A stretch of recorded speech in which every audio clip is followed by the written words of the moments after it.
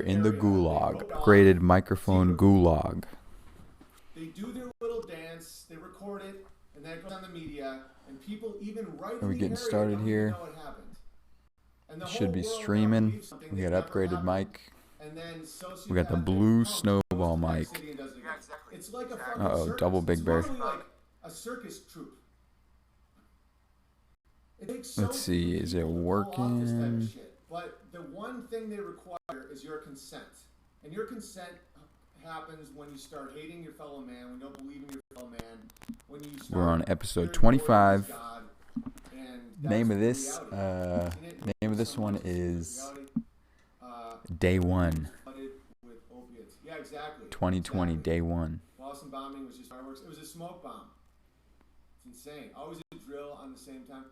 Yeah, and it's so... I will never, ever argue with people anymore about if the moon landing happened. Number Or 25. if any of these hoaxed events happened, because it's so obviously fake that you have to really try to not see it. Like, you have to, like, actively trick your brain. And if you do that, they feel you've consented to your own tyranny. Takes a corrupt media and government. Not only is it not corrupt, it's the purpose of media at this point. And then you're not allowed to say anything contradicting what the mainstream said happened because that's Big Bear's right. extremely If you logos right believe now. that, like, What's if you up, believe Aaron that C? if you How you say doing, don't dude? want more How's the audio on the mic? that's racism, or if you Let me contradict go check it real the quick. words of known liars, that's hate speech. If you comply to that, you're as bad as them. You're enabling it. Don't do anything. Don't physically do anything. Don't want what they have. No, but just if you buy it. If, like, wanting the safety, if you cower to a nonsense word because you It want is. to It's be messing up, safe, isn't it? It's crackling. You're just like them. There's no difference between you and them. You are they. If you genuinely didn't know, that's one thing. But if you know that this is bullshit, if you know that every actual Muslim you've ever met is usually nice and polite and kind of meek and just has a lot of kids, and that's my whole life. Dude, go take the But you poop. know that they're not just wearing ski masks and chopping people's heads off. Every time you've seen that, it's from the media. You know the media hates you. Hates. The entire purpose of the media is, like, me being kicked off all these platforms, but Ben Shapiro not being kicked off. It's not gonna work, The guys. definition of it shows you everything. They grappled the Titanic sister ship. When you stop television and news, your anxiety drops. Dude, I feel almost none. So many people were more scared. Just gonna have to use the factory mic. And I want more people It's not to feel working. The that, fancy because shit's not working. It's a good world. You know, that's another role of the comedian, is to relieve stress. I've done a real soul search lately, and because it's very important in these times to stay in your lane, because our leadership is just is fucked. You know, it's like, Dude, my leadership is Big the Bear. coach is gone, the game's still playing. You know, stay in your lane. Like, the offensive lineman shouldn't just be like, I've always wanted to be a quarterback. I'm never gonna die. Like, stay in your lane. And then if the coach comes back, great. The Muslim kids that went to my high school were hilarious too. Yeah. Don't get me wrong. You're talking war-torn. Every black dude I knew growing up was a criminal, a thief. One stole my bike. But it was because the worst ones from the city were sent to my town. And there are more black criminals than white criminals, statistically. I don't know why, I don't care.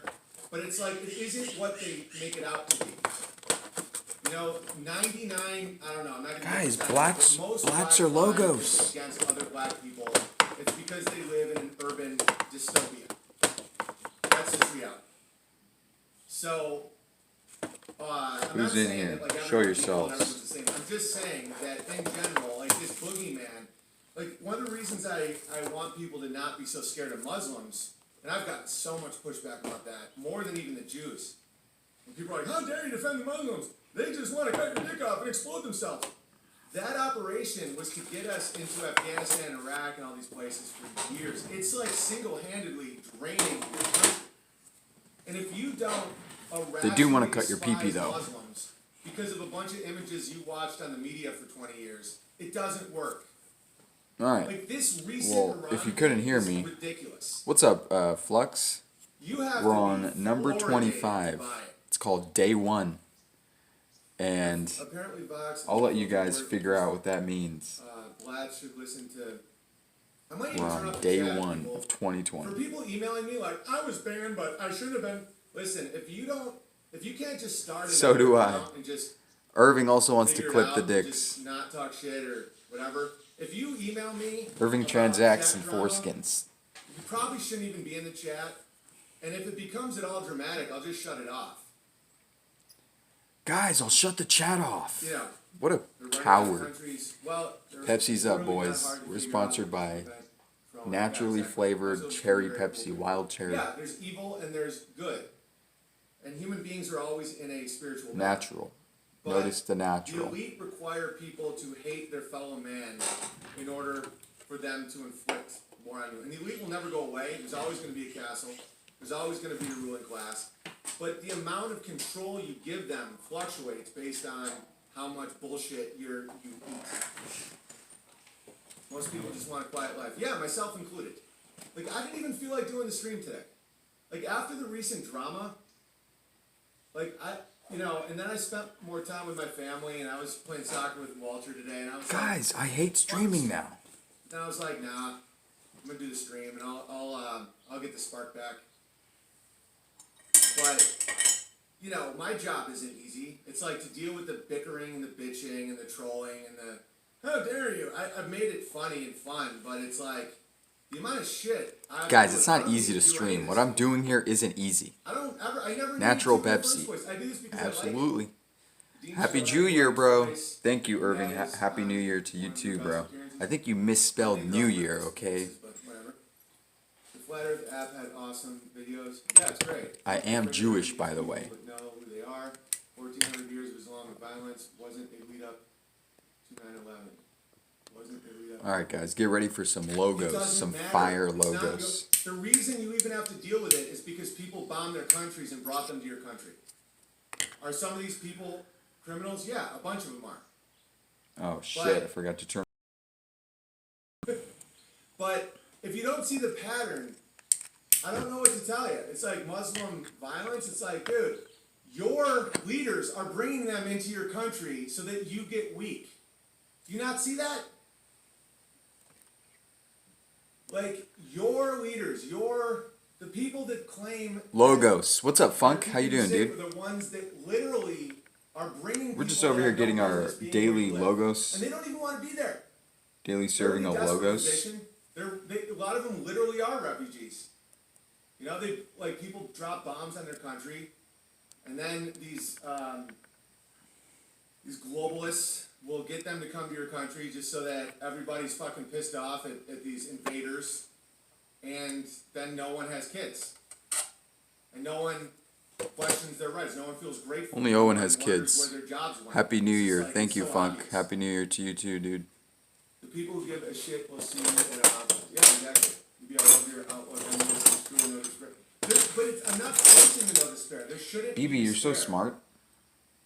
I think one of the reasons that I genuinely have no despair with this is because I don't watch any news and I'm kicked off social media. It's all a trick. And I think one reason that Vox Day and myself... Did I mention I'm banned are on some of the no Facebook? despair guys is because we actually know elites. Vox is from a ridiculously rich family, and I was in Hollywood for a long time, being very successful. So You I make know out off scamming. Vox is such a off the scammer. capstone type people, and I know that they're not only is their life not enjoyable. This guy only talks about his handlers. So I can't explain it. It's not something to fear. All of their power and all their control they desire it because of trauma. A lot of these globalist elite types, they're all raped as kids and shit. It's like how they raise their kids. They traumatize their kids so that they have split personalities. Dude, it's really fucked up. And so then they require control over everything Really else not because logos. they're so scared someone's going to hurt them again. It comes from an extreme place of trauma. It's pathos. It's not only not an enjoyable life, it's a curse beyond curses. And it's also very stoppable. It requires you to engage with it, you know? And okay, here's a good metaphor to help you understand the fact that you don't have to go out and do anything. You don't have to do shit. Let's say you have a drug problem. You don't gotta do shit, Here are guys. your two options. Your two options is you can work on yourself. I'm not doing shit. And, Neat. And figure out what it is that's driving you. Merry New Year. Happy New Year, Scotty. And how you can replace it with something more productive. Option number 2. You spend all day going to concerts killing drug dealers so that you'll never see a drug dealer again. That's Concerts? how rational it is to be like, we can kick evil out of our country. Not ghettos? Or, we gotta round them up. I rarely hear that shit, but like... Day one, look at that. Day one. It's like a drug addict thinking that if he kills every drug dealer in the world, he won't do drugs anymore. When in reality, it's because of his broken spirit. And so if you spend your life... Okay, I'll tell you one more thing and then I'll get out of here. Ethics. These are all ancient... These no are, more these logos. are very old truths. None of this is new. This one was a boring stream. Okay, Oedipus thought he deserved to know the knowledge of the gods, that he was a special boy, right? Long story short, he fucked his mom and he killed his dad. And so what did he do? Wow, that's a really long story made really short. Because he was so horrified, because he couldn't, so the special boy Oedipus, and Harry Bear, happy New Year, Harry Bear. Saudi Fred said that violence on American TV doesn't happen. Dude, the average human being does not want violence. And that's universal. Unless they're There a are bear. psychopaths. Bears There crave are violence. Very traumatized people. There are very scared people. There's some people that feel they're backed into a corner and there's no other option, but it's not a human condition without extreme situations. That's just reality. Alright, so, but the real thing about Oedipus, so Oedipus thought he was special. He thought he could know more than the gods. And everyone's like, no, Oedipus, you can't. He's like, no, I'm a special boy. And so he ended up entering the world of the Upside Down, and in that Upside Down he had sex with his mother and killed his father. Like, that's the worst thing you can possibly do. And so did he ever take responsibility? Or it's based and red pilled. I don't even know if that was Cucking your own dad? Based? moral of the story or not. But when he stabbed out his eyes, he still didn't take accountability. He blamed his eyes. Be ready for violence. Why say that, Jay Brady? Why say that? Why say that? You're banned. You're banned for life. For violence, says Jay Brady. It's so stupid. You ready for violence? Dude, people would say that to me my whole fucking life. You know, as a kid, the Cold War, the fear porn was insane. I briefly went, I'm not going to get into it, but I had a lot of anxiety in parts of the 80s because at school they told us that at any given time... Guys, I didn't take a plane flight because I was afraid of nukes. Does that sound familiar? They just hate our freedom. We're so fucking free that other countries are just like, ugh. And if you met a Russian, oh, Russian, get out of here, Russian. Meanwhile, the Russians are some of the most base people on the planet, and now everyone knows that, but they can't apply it to Muslims. That's what's really a problem with certain people, is they can learn a lesson and they don't then apply it to right now. It's like, okay, we experienced all this Based? with the Russians for Based? decades. Muslims? Based? And now we see that Russia is one of the most Christian nations. Just spent 8 days with my parents. I fear nothing. Christian nations, based, hard. Spent the last 24 years with my parents. That also don't want to be ruled under an iron fist, and they never thought, "Ooh, America, you ready for anything?" You're banned. You're fucking banned. And then people just won't learn their lesson. They then are like, "Oh yeah, that's true. The Russians, turns out they're pretty based." But guys, nuclear bombs aren't even real. We've been getting hoaxed for a long time. It's just guys, nukes are fake. Yeah, that's why I think this is such a good time. Because so many people are despair porning and saying they're almost there. The NWO almost has us right where they want us with the technology. Fuck that, dude. The Zimmerman note got us into World War I. Like we went to Europe to fight in one of the deadliest wars in the world because of a completely hoaxed event. Like, this is not new. And not only is it not Hoax new, wars. The fact that we don't trust the media and we don't trust our government makes us less trickable. But it's your responsibility.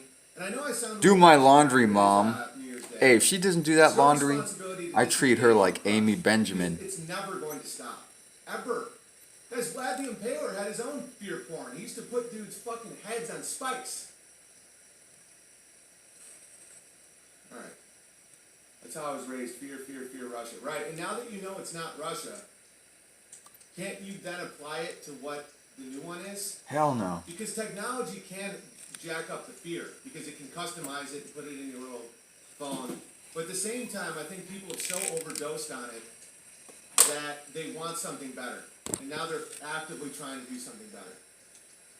Russia's anti-homosexual force is called OMO. Pretty funny. Funny how punk trained you and now us.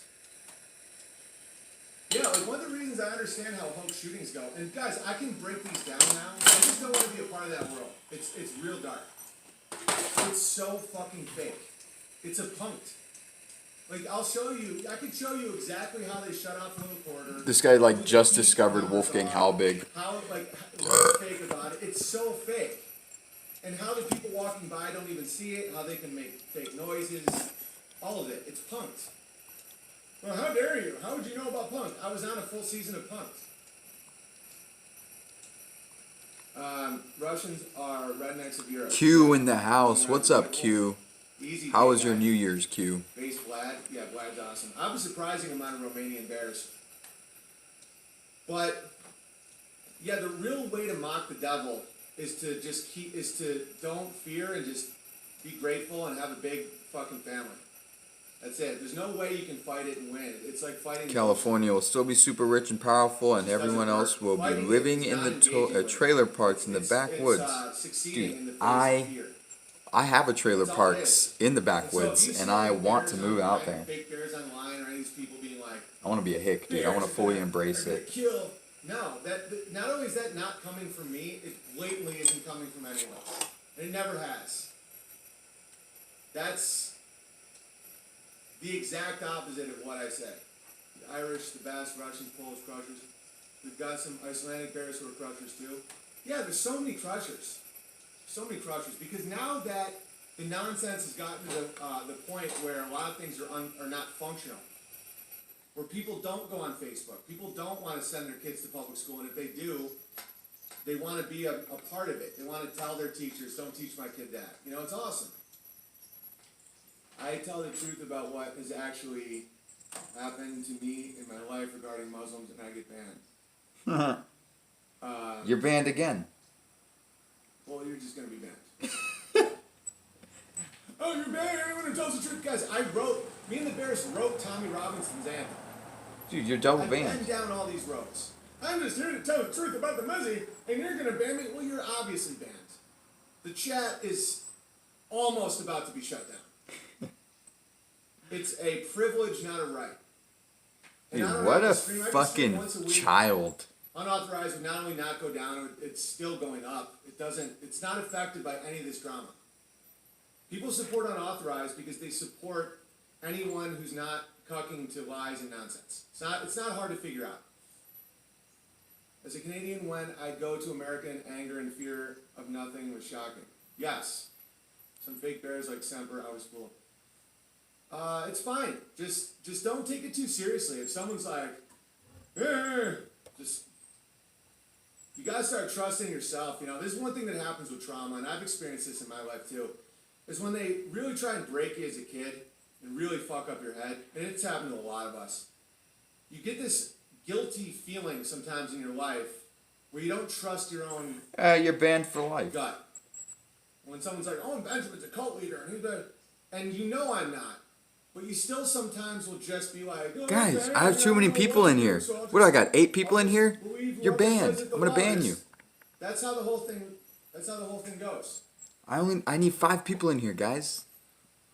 You won't let me tell my story about Muslims in England. I just told your story for you. Bunch of people that don't want to be there. I still like Semper, and I don't care who knows it. I don't hate Semper Bear. I know exactly what happened with all that now. I did some research.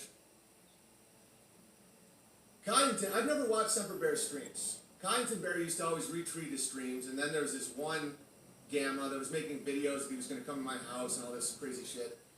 And The legend, Alan Powell. And Connington Bear, I guess, was telling Semper Bear, like, you gotta kick this dude out or I can't retweet your streams anymore. And there must have been a miscommunication or something, because he didn't kick the guy out. And so all that happened was Connington stopped promoting Semper Bear. Semper Bear probably took it as an offense, reacted, and said, it's just dumb. That's what happened. Such gay drama. And it's like Grown men drama. I am Ultimate banned over 9,000 times. Yes, you are Ultimate. You're a legend.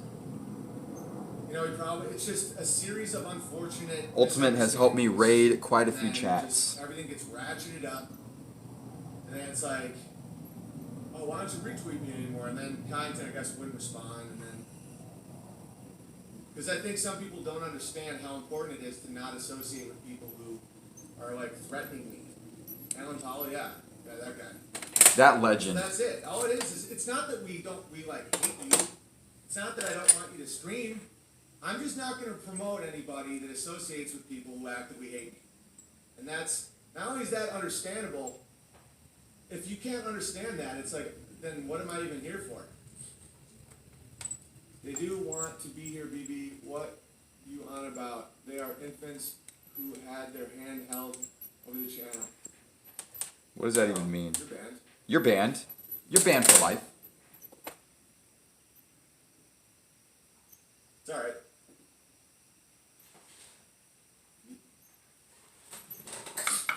Sorry for just laughing, but it's also so insane sometimes. You're I banned. think I just explained it very well. And anybody that doesn't understand it can go somewhere else. They could go to Ben Shapiro's stream. I was like a bear that's always in the chat and stuff. It's like, you're gone. You're I gone, don't dude. know You're you. banned. You're fucking One of the banned. big things I'm going to watch out for in 2020 is people online who think they know me and I owe them something. You're banned for life. It's like, I've been one of your supporters. I don't care. If you're going to come in here and require hand-holding and like trying to undercut my points and all that, just get the fuck out of here. But I mean, you want... Yes, I know your point. There's people that are coming into England that are taking advantage of the welfare state, and they were brought there, and they're set up, and they're... No shit, I just explained that. The people doing that... And now you're fucking banned. Conflict. Now you're on the floor, banned. A lot of these people hate your culture. They think you're all gay. And they want to go home. Some of them don't know where to go, so they just become very angry. Because they're caught in between two worlds.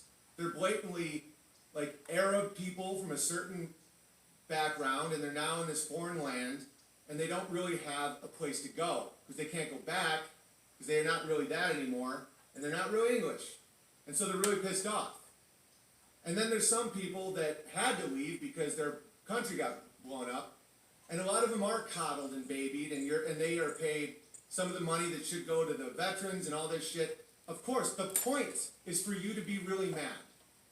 And I'm explaining this very well. And if you can't understand it, if you're like, well, I saw a muzzy fucker donkey, and you won't even... of course I know that. You're putting two cultures together that shouldn't be like this. And it's all very inorganic. It's not like a few families that came up because they were like an expert in something that British people needed. It's a flood. And I know one of the reasons I know the purpose of it is to get British people really angry is the numbers are being exaggerated. Alright. As he might shut down the chat, he's a comedian, but she's not usually messing around. Pretty good chance that is happening. I hope not. Says he might shut down the channel, he's a comedian. Should I ban you? I don't know what you're talking about, but you're banned. You're banned. You're banned for life, you dumb boomer. I mean, I just won't even do the stream. I'll still keep crushing. Oh, hey, what's up? I love to raid. What's up, Sam Teller? People don't understand what I'm doing. Cool It's beans. just, the entitlement is crazy. Like, I used to think, is it good or bad that I do these really long streams? And I think it's good because it's a better alternative to pornography and media. I think it's logos. The bad thing is people start thinking they know me. And that I owe them something. And just because they got their coworker to watch me or they stood up against a gamma, that somehow I owe them something. I owe you nothing. This guy literally has mental illness. I'm funny and I'm smart and I have a great stream. You should be on Zoloft. No one cares. And the sooner you learn that, the better your life will be, because truly nobody cares. I want to shut down chat if Gamma's are out of control. I think I'm going to start shutting down chat after a certain hour in the day, because I think what happens in the chat is people will stay in there for way too long, and it starts warping their brain, and they think that their identity is wrapped up, and it's just stupid. This will happen if we don't destroy the Satanist death rape. You're banned. You're banned. Anybody who says shit like death rape is obviously banned. Even though Vox writes books like that, with titles like that. What you said? If we don't destroy evil, no. You don't own a debt of gratitude first time. I'm not even saying that. You do, and you're banned. You don't owe me anything, but I don't owe you anything. So you're banned. All right. Dear Owen, thank you for waking me up. Much love to Amy and the kids. Merry Christmas and a Happy New Year. You're doing great, kid. Keep on crushing. Thank you forever. Is that a gay-ass letter? From Scooter Bear. Fuck, those letters are cringe. Thank you very much. Read a couple more. I decided to read mail because those are usually the best. Because you have no content. The chat can be filled Reading mail because you have no content. Except fucking rehashed Bill Cooper. Fucking Bill Cooper conspiracies. No kidding. What are you guys talking about? You're in the Gulag forever now. Thank you for the super chat. You can't raid the raider. I was in Greece in the middle of the migrant crisis, didn't see a single muzzy. Right, because Muslims... The letters are very gay. Can't act like that. And that's very easy to understand unless you're intentionally trying to not see it. There's a country in the middle of Europe, of the Middle East, that really hates Muslims. So there's a reason that they really want you to as well. Met a lot of locals and other people with similar interests in this chat. Yeah, the chat is objectively good for a lot of people, but if it becomes a headache for me at all, like lately I've been getting these long emails of like, I've been there for you, and I was muted, and I'm like, dude, who are these fucking people? Those are your boomer fans, you moron. That's who you curate. Yeah, there's some people that email me that it was funny that they got banned and they just got another account and got back in. It's no big deal. But if it hurts you personally, I did that dozens of times.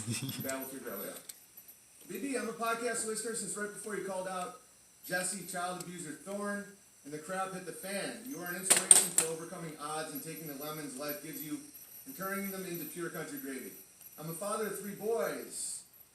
All legends, and husband to my childhood sweetheart who stays at home teaching the children. Low testosterone check? I can't stand him. With the mindset that we gotta outbreed the muzzies. Peace be upon them. That's hilarious. How can you write a letter to another man just a straight up nut hug? Yeah, just a nut hug. Handwriting a letter to nut hug. Think like, alright, I'm gonna beat the Muslims by having more children. That's beautiful. But if it's like, oh, they're coming! You're such a fag. My ancestors actually settled America, and there was like actual fucking like Indian raids and shit. Like you would hear like war drums and stuff, and people would want to fucking kill you. And now people are like, I went to a 7-Eleven and everyone didn't look like me. Then leave the city, dumb shit. Will God a lot. Men aren't that special in comparison to God. Of course. Of course, you're banned. Banning Gamma shows people what the standard is. Of course it does. It's necessary. Outbreed the most. Yeah, it's all about family. It's all about God. It's all about like who's willing to show up. One thing about a lot of Caucasians that's happening is they're almost like they're making themselves extinct. There's almost like a fairness to all this in a real sick way. So these guys, we deserve it. These hoax shootings and all this stuff and all this propaganda. We deserve to go extinct, guys. You are putting off having. The Bears are just gravy. Oh, thank you, Teddy Bear.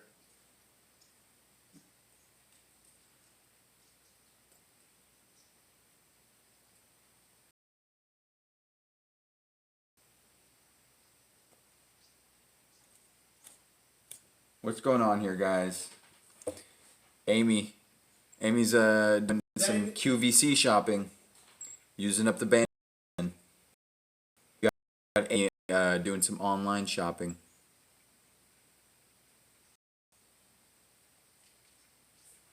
Uh-oh, it might be on my side.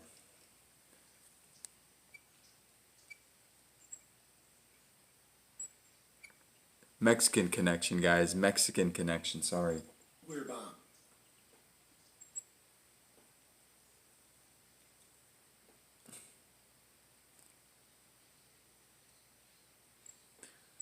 We're missing this gravy, guys. Pork. I just give it and some knives.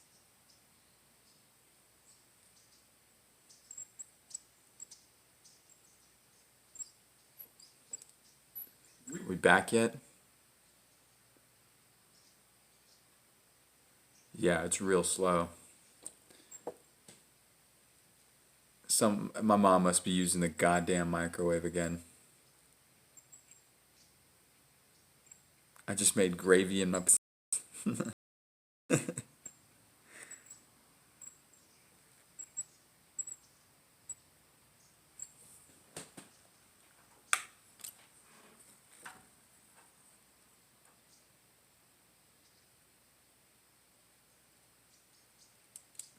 Yeah, I got a shit connection. Hopefully it fixes up. I don't know what's on right now. Happy New Year's. Hey, thank you, Brandy. Who, Amy? Yes, we back. Amy is this guy's wife. I wish it would refresh. We got. I think it'll get better by itself. What are we doing here?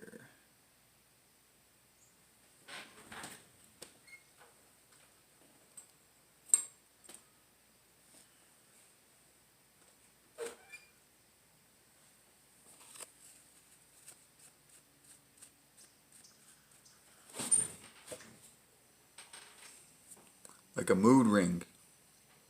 Funk's avatar reflects his current taste in cinema. That's hilarious.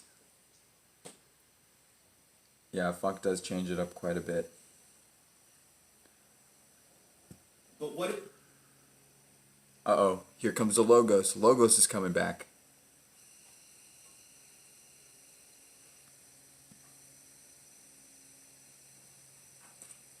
The return of the Logos.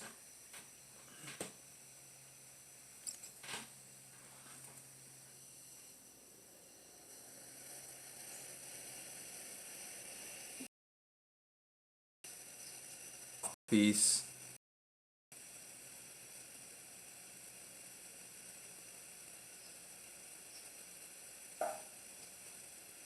I.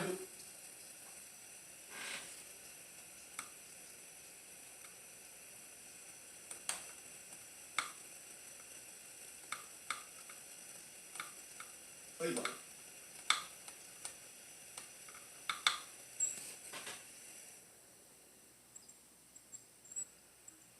This is a cool color. It's called Offline. Yeah. It's real bad connection right now. They're trying to shut us down, guys.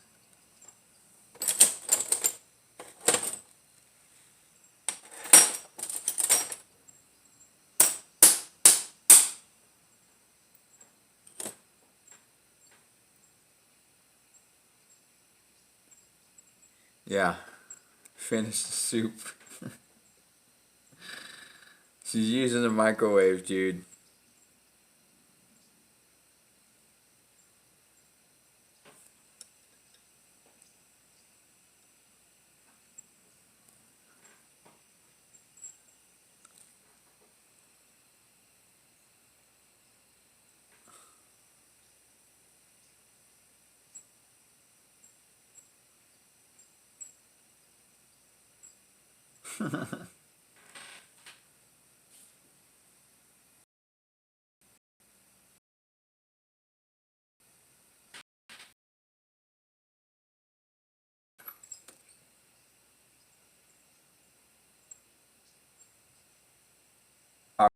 Guys, this dead silence is not logos. I need to get my shit in control.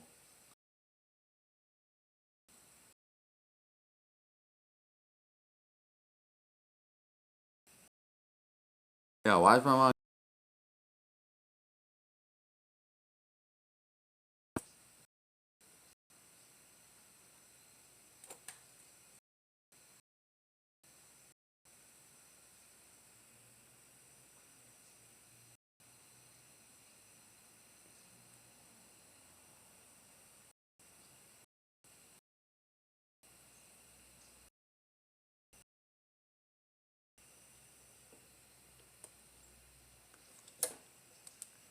Yeah.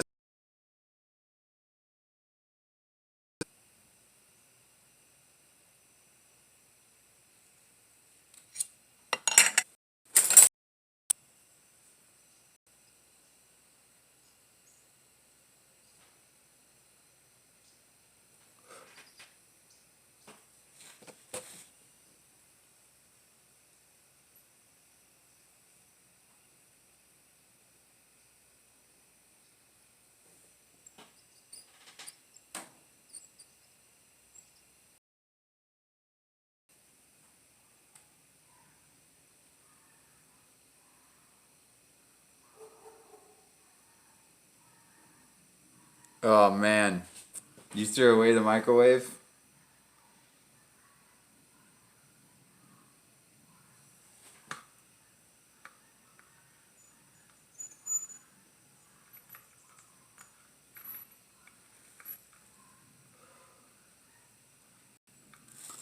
What do you use to cook now, Brandy? You just use a conventional oven?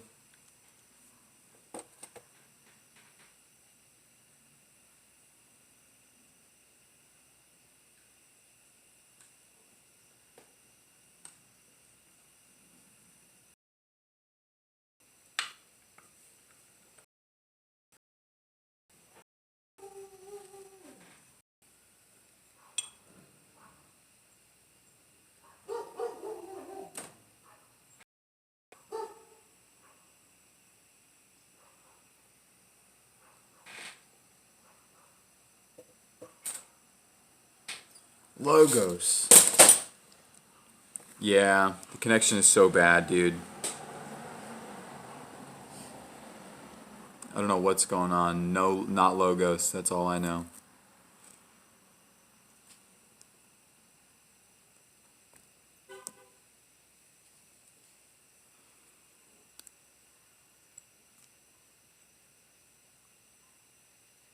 Literally.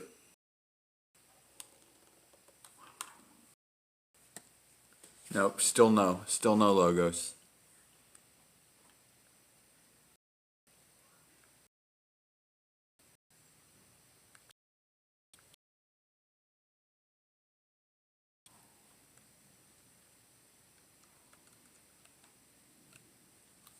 Amy, do you need some water? Yeah, RIP my connection again, dude.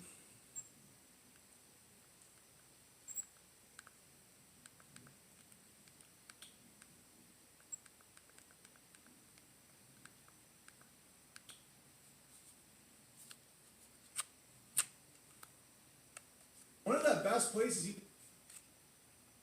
can get mentally is just to not always be scared.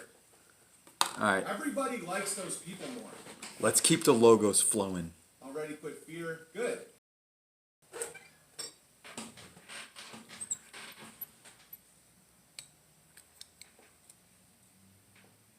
Guys, quit your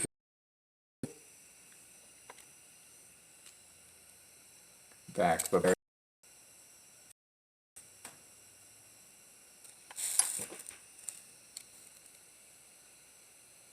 Hey, if you go. oh, I might open it too much.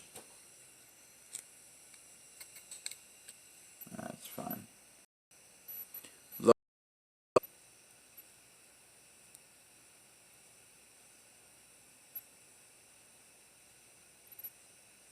Logo says once again left the building.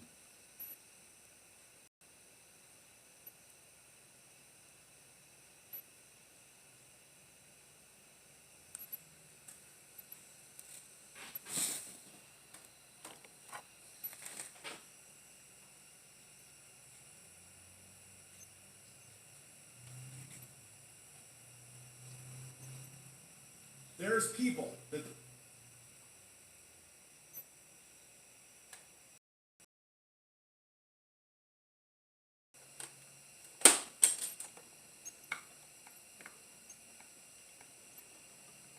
Uh-oh.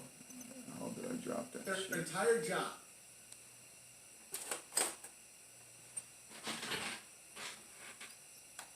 You don't think some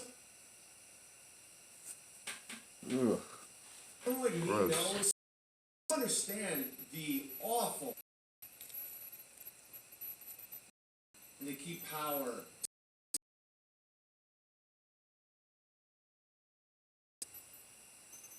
It's like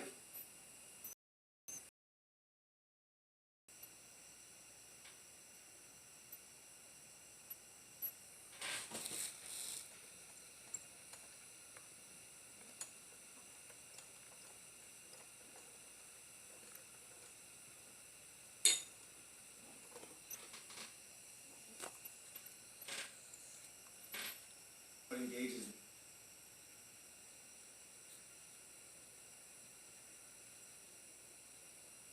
Believed in home. Shit.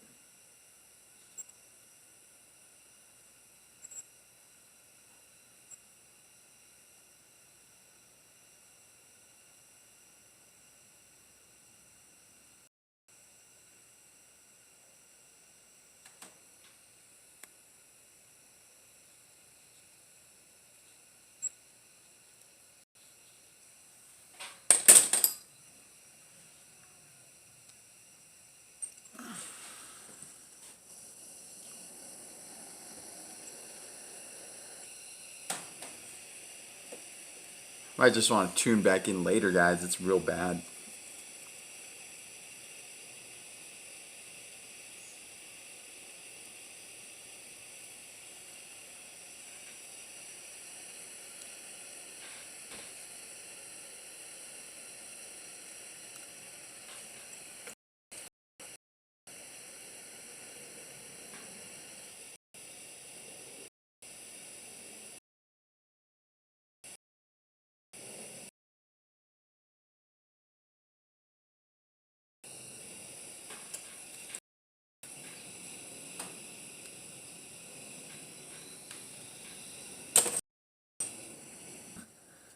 Alright. Okay, fine.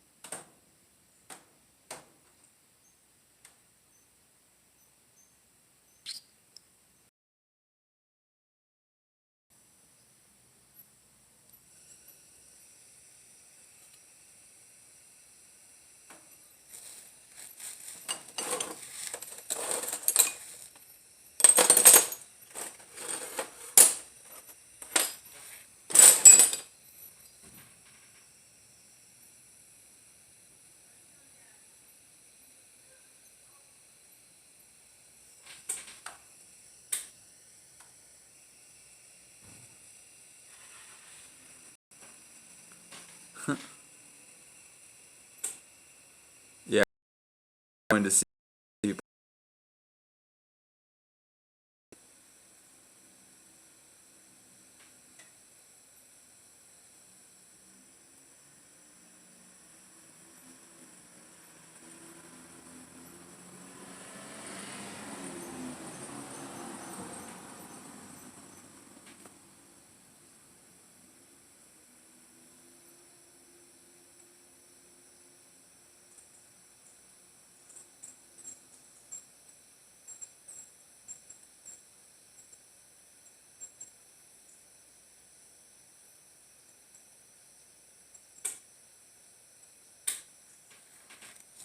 Based. Ezra, please stop watching Owen. For all of our well-being. I'm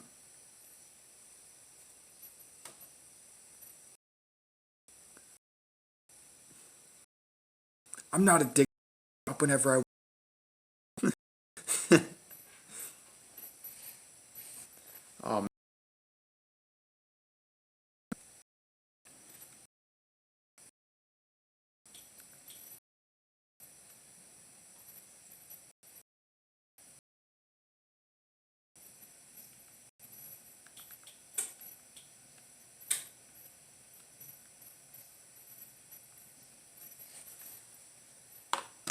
oh, and we're being grappled again. This is an intervention.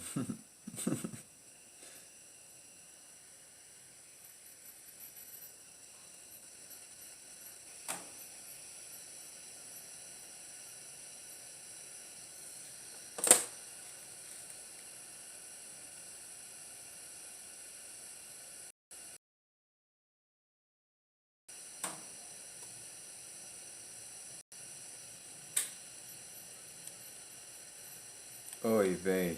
Dude's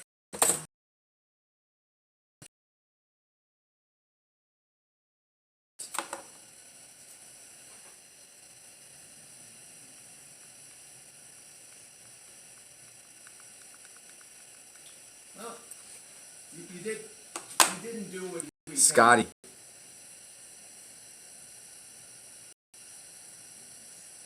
My thing is buffering.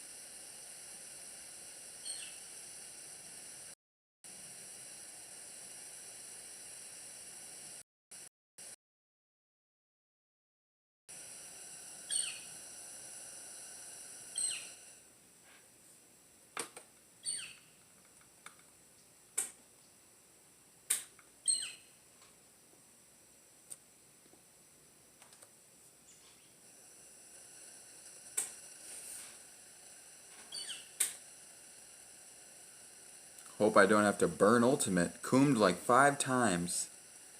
Already fucked up my resolution. Dude, I'm on day 1. That's the name. That's the whole name of the stream. It's day 1. We're on day 1. Coomed like 5 times. Oh god, Casparian, dude, you're going hard.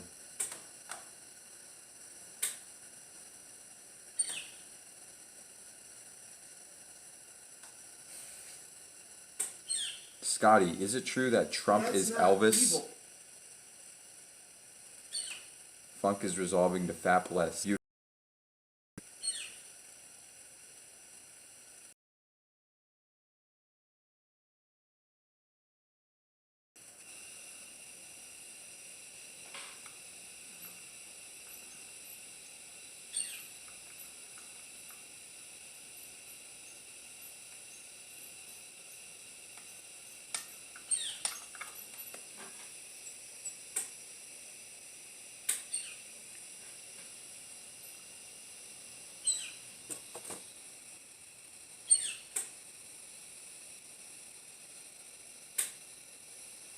Well, it's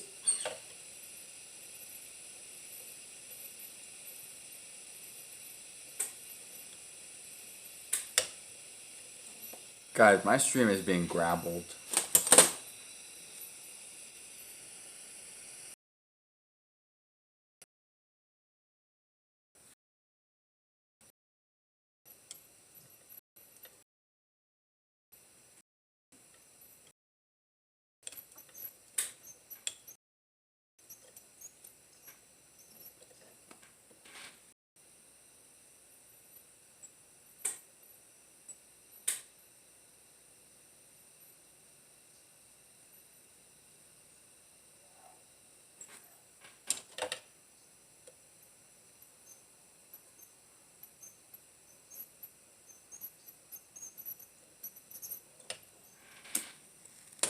Fuck, guys, we're being grabbled.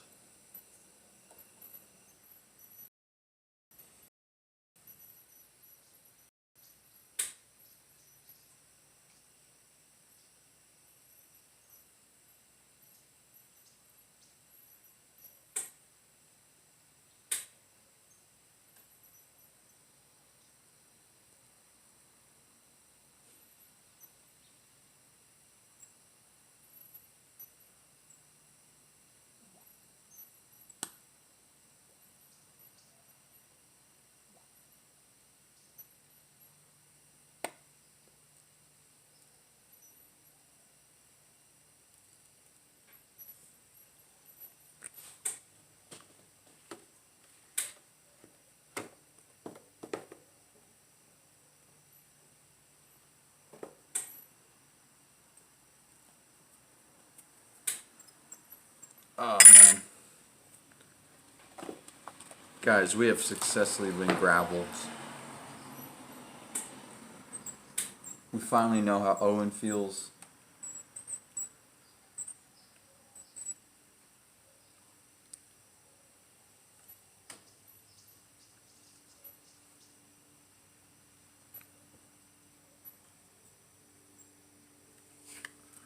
That's how Owen always feels, getting grappled all the time.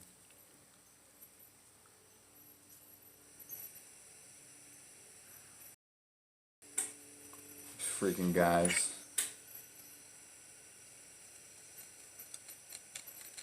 Running a fake scam, trying to sue everybody. So ridiculous. Did anyone even click the links I posted? What are they, dude? Is it the gematria for something?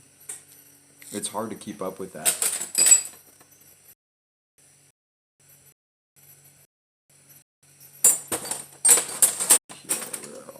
Try yellow.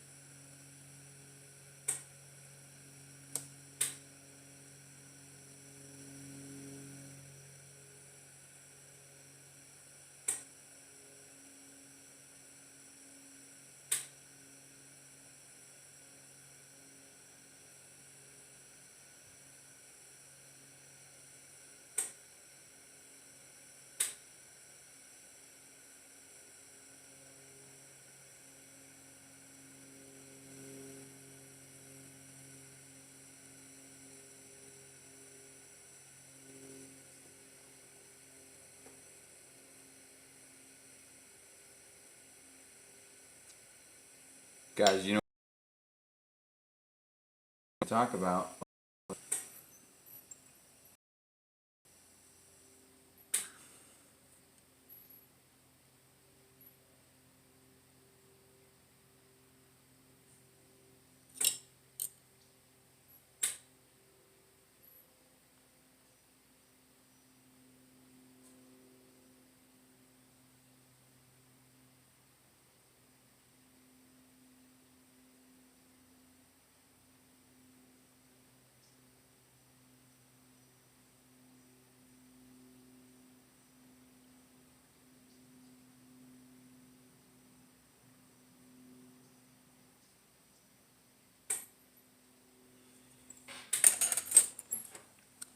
Bitcoin halving. Am I back online?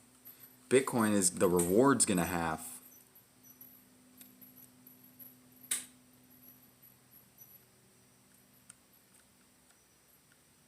Ultimate small bus cruises are leaving the station. All aboard.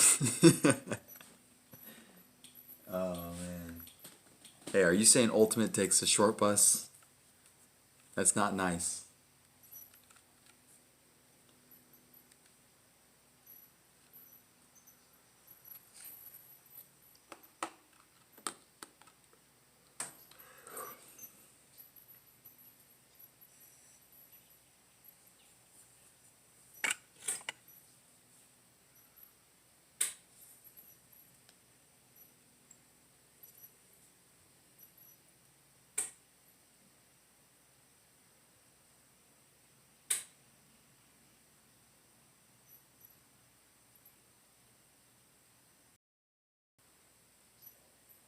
Let's take a moment of silence for Jeffrey Epstein, folks. Rest in peace, Jeffrey. We love you, dude. Wherever you are right now. Chilling on a beach. Jeffrey chilling on a beach in Tel Aviv. Sipping Mai Tais.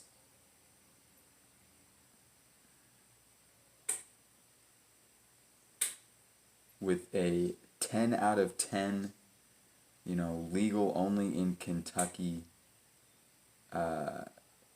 aged girl from Ukraine.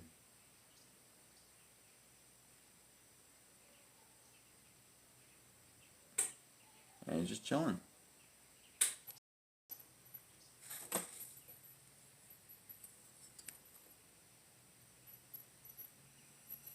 If you haven't taken the Epstein pill, well, you're not red pilled.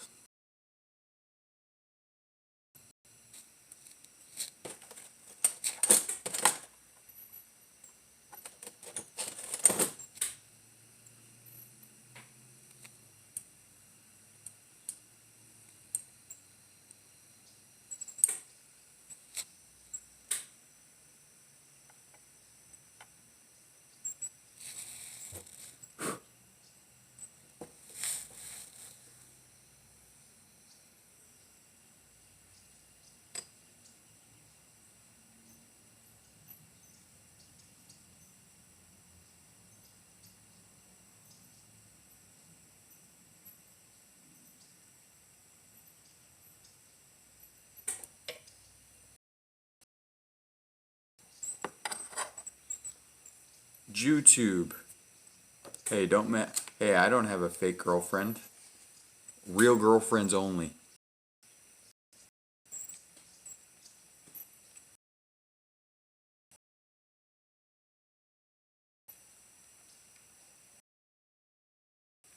Oh shit. It's like 2 o'clock.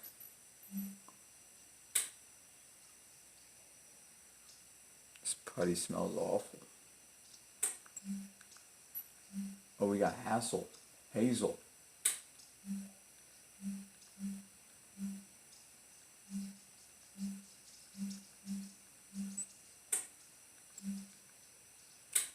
Nothing interesting. We need something long.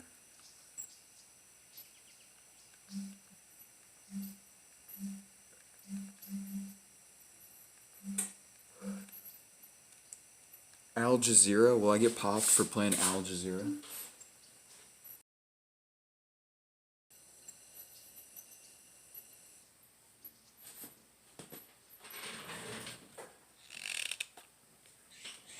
It's fine. It's gravy. Was missing. Israeli Prime Minister Benjamin Netanyahu asks lawmakers to grant him parliamentary immunity from prosecution in 3 corruption cases.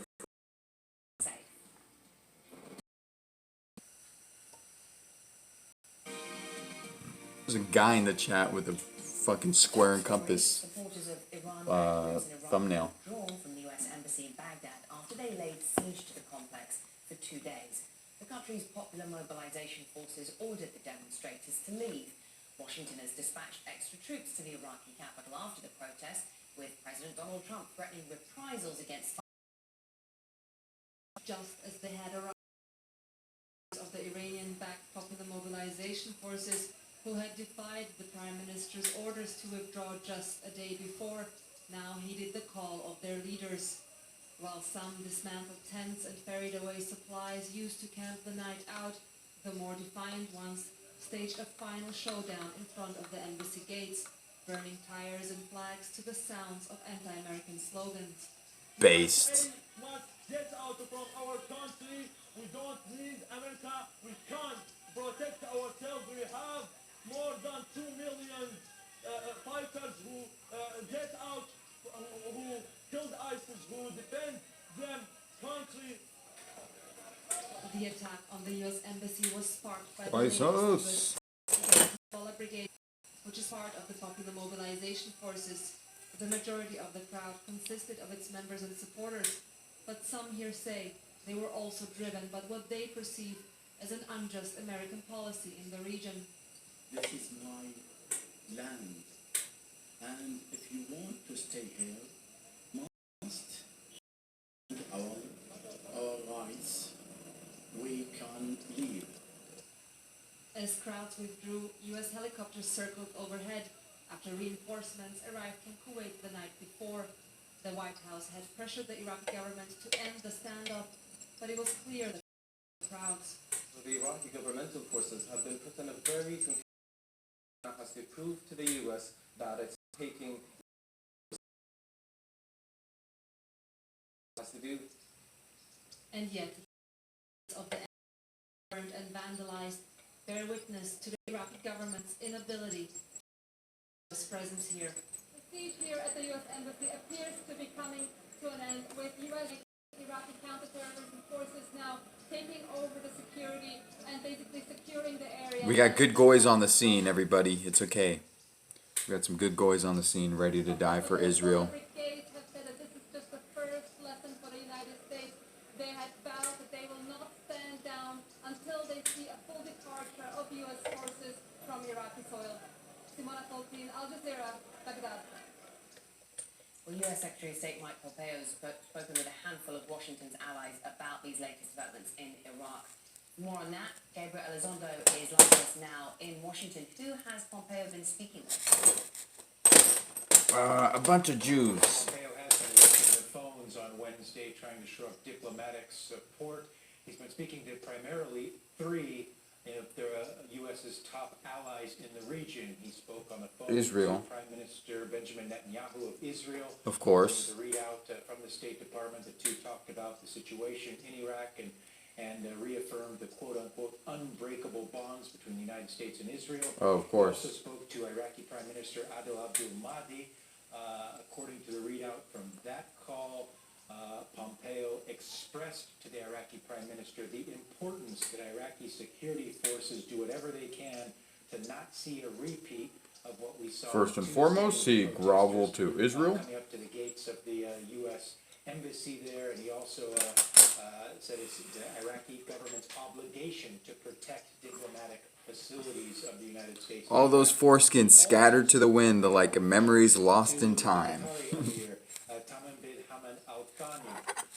Qatar is a very critical ally of the United States in the region. Qatar and the United States have very important commercial, political, and security ties. At any given time, there are about 10,000 U.S. troops in Qatar, one of the largest military bases for the U.S. in the entire Middle East. The two leaders discussed the ongoing situation in the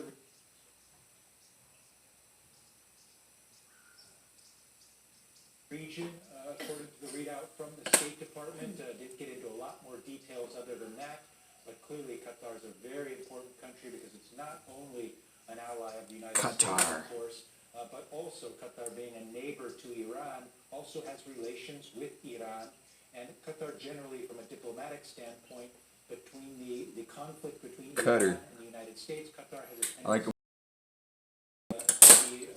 that's all Americans say. Read my Yiddish poetry. Now the message out of Washington was talk to the regional allies to try to get a better sense of the situation in Iraq. Thank you very much, Gabriel Elizondo, with all the latest from Washington.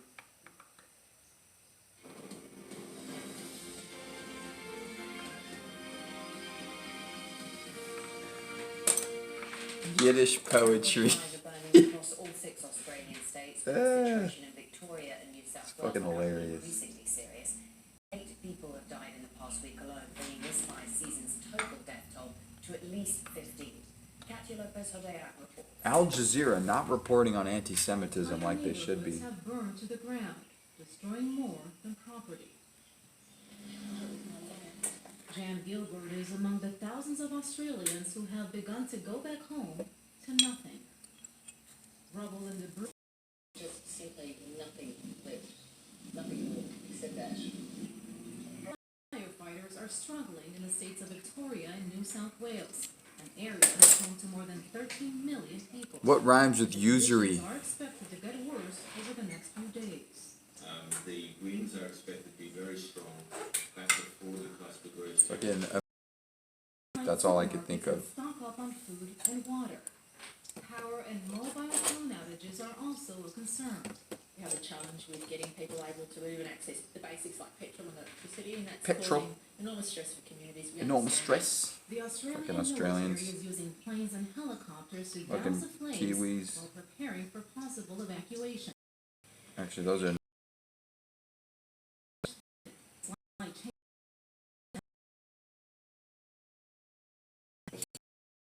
Next week and they just couldn't do anything. It was just. There wasn't much we could do. The wind just blew and then wind just blew and you look at everything, I mean, it's just grass, it's just everything, everywhere you go.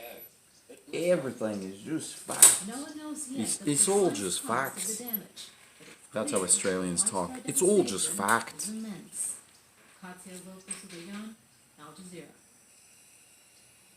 Now to Israel, where the Prime Minister Benjamin It's all Netanyahu just was fucked. asked It's all just for fact, mate. immunity for All these prosecution Chinese. on All these illegal Chinese access. buying up all our The real majority estate, of mate. Israeli Knesset members have to vote in support of this move. Requesting immunity is likely to delay any potential trial. Israeli accusations against me. Dear citizens of Israel, the immunity law is meant to protect elected officials from tailored law.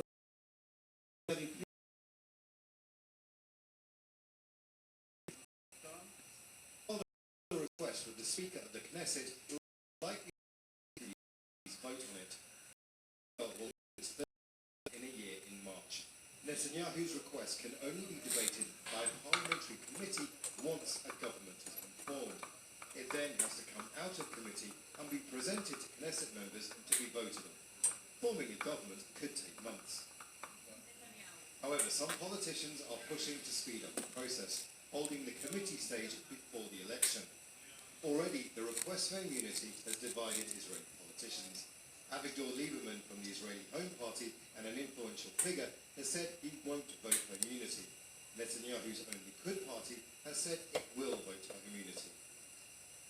In November, Israeli's Attorney General Netanyahu. indicted Mr. Netanyahu in 3 separate criminal cases that allege fraud, bribery and breach of trust. I made the decision to issue an indictment against him with a heavy heart. A heavy heart perhaps, but wholeheartedly with a deep sense of commitment to the rule of law, to the public interest and to the citizens. He has to win an election, form a government, or if he remains a member of Knesset. The move will delay the prosecution of these 3 court cases by months, or even stall the process completely until Netanyahu is out of politics. It's already been a very uncertain year in Israeli politics, and the future, it would seem, is equally uncertain. Dude, they're all corrupt. They're all fucking snakes. A new year, though no sign on New Year's Day. But the largely peaceful march eventually turned violent as What was supposed to be a peaceful march descends into chaos and destruction on the streets of Hong Kong. Small fire and illegal assembly. Protesters as well as the barricades that protesters Kasparian. Any boomers out there have a 1-bedroom shoebox with a foundation issue I can buy for $1 million? That's perfect. tear gas to disperse the crowds. The march had started peacefully in the early afternoon, attracting tens of thousands of people who slowly made their way along a 3.5 Need to go into debt slavery right quick.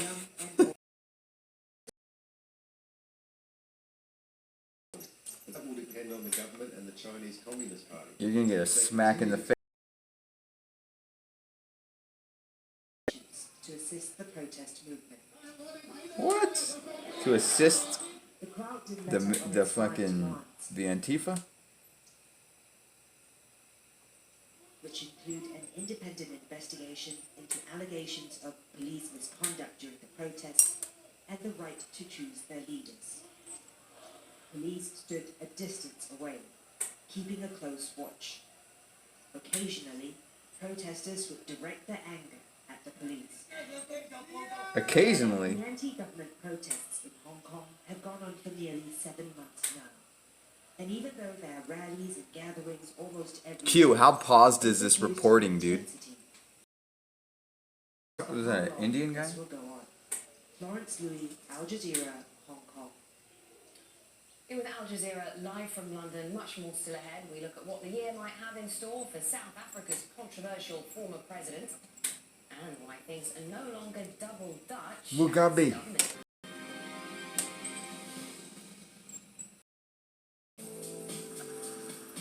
Just gotta wait for the earthquake to hit. Exactly.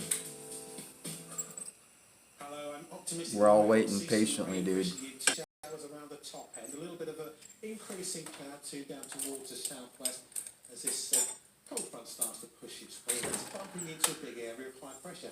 That's going to block things off, so that's why we're not going to. And for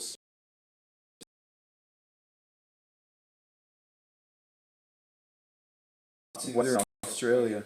eventually that will roll across Victoria with some bits and pieces of rain, but not quite a day or two. North Island is doing fine and dry, 23 Celsius here at 21 in Christchurch, with some bits and pieces of rain. Now push a little at around 17 degrees. Good. Bright and sunny for Auckland.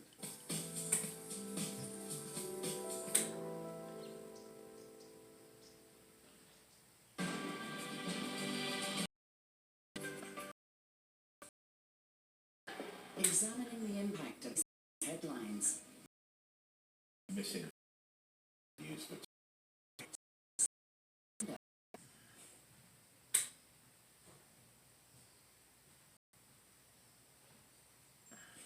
For tomorrow's discussions. How you modern American history of racism? The makers of is more.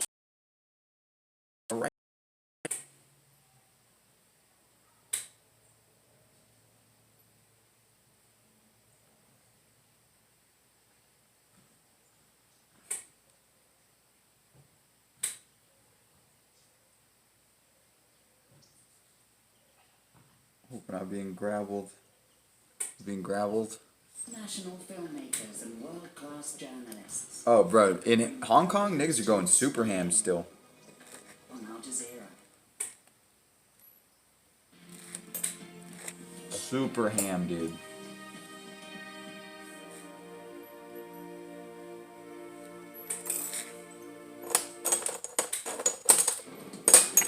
They ain't playing.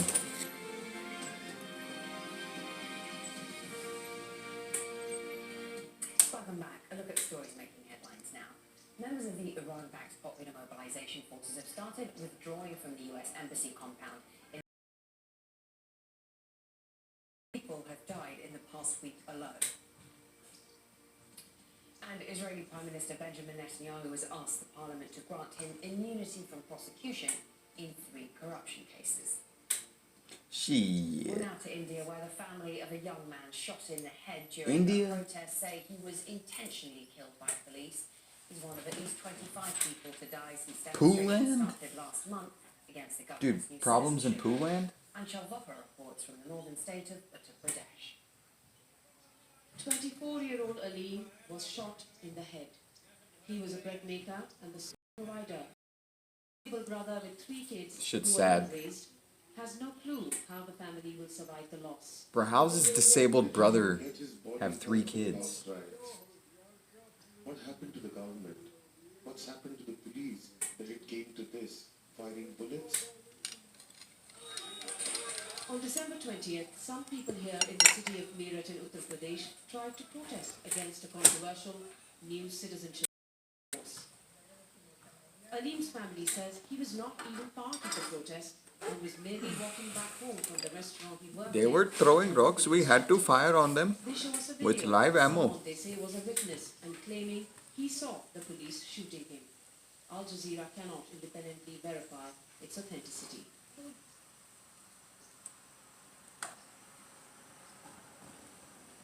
That's a cool Facebook photo they got there. Activists who went on a fact-finding mission to the city soon after the killings say most gunshots were above the waist and appeared targeted. This is absolutely quite deliberate shooting to kill. It is not following these standard. They were going for headshots. There were no announcements, no warning announcements made, nothing of the They were only going for 360 no scopes. no attempt to shoot at the peach box. It was straight away a shooting to kill. Activists accuse the police of being biased against Muslims.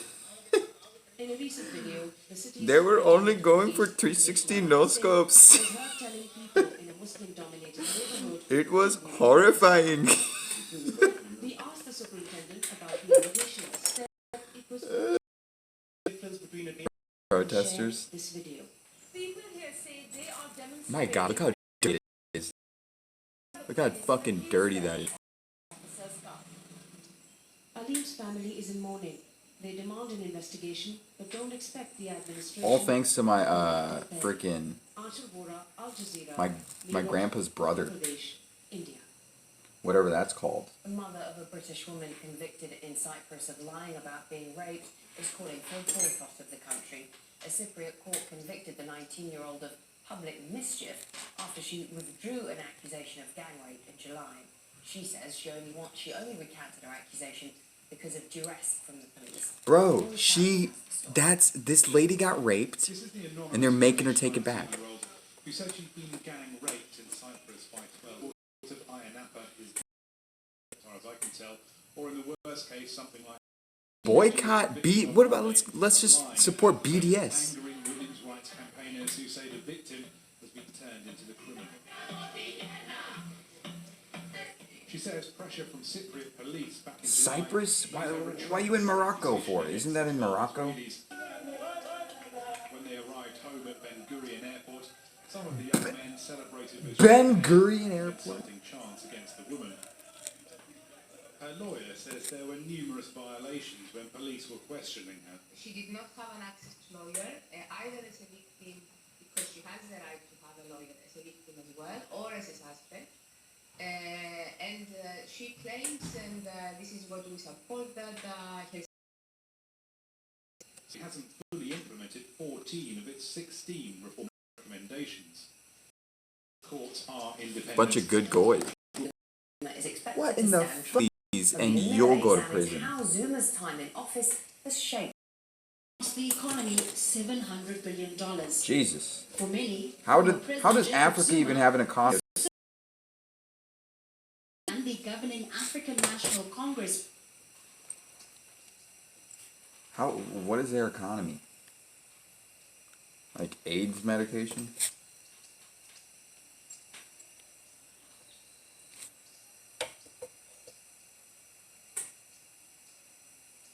Party intensified.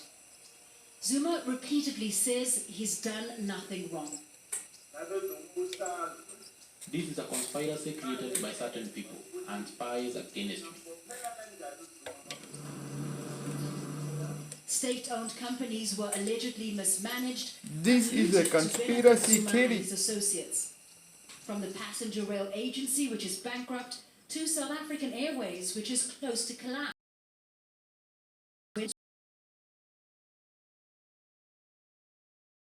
Oh, they're fucked, dude. Yeah, they're fucked. The state-owned power utility Eskom is I wonder also why. in trouble, leading to rolling blackouts nationwide. The manager of this bakery in Soweto says the power cuts have cost thousands of dollars in lost business, and bakers' jobs are threatened if they continue. 2 former senior managers at Eskom have been charged with corruption. Dude, the fact that South Africa isn't in boogaloo mode Not only were businesses left in the dark, goes to but show here, that we're nowhere the near. tourist area, We're nowhere near that restaurants point and yet. shops had to shut their doors when protests broke out. While Zuma hasn't been charged their shit for is so alleged fucked up. crimes during his time in office, he's facing a fraud and corruption trial related to a weapons deal in the 90s, which were dropped before he became president and later reinstated. It's not yet clear if his trial will proceed in February, as he fights to stay out of February? court by petitioning the Supreme Court. Seen through Jacob Zuma's 2 terms as state president is, the weakness within the governing party, the ANC. The fact that the ANC... And see, they're talking about you, Many are dude. skeptical they'll get the answers on I corruption the year guarantee. ahead. They expect further delays afloat, costing taxpayers more than they can possibly afford. Hamida Miller, Al Jazeera, Johannesburg. Now, at least 30 animals have burnt to death after a fire ripped through the monkey house at a zoo in the Jesus. west of Germany. Prefelzu said its worst fears Sounds like a were Masonic reality. setup. Highly endangered apes were among the dead, including No. lowland gorillas, West African chimpanzees, and Bornean orangutans. Damn, that Police sucks. say the fire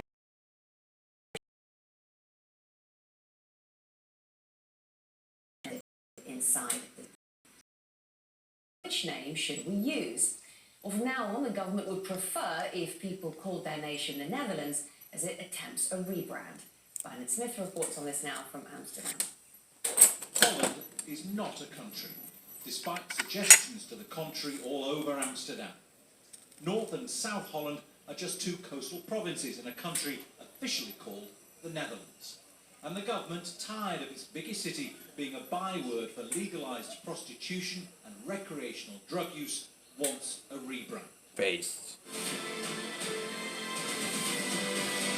So with a new PR push, it's asking us to forget Holland and think only of the Netherlands.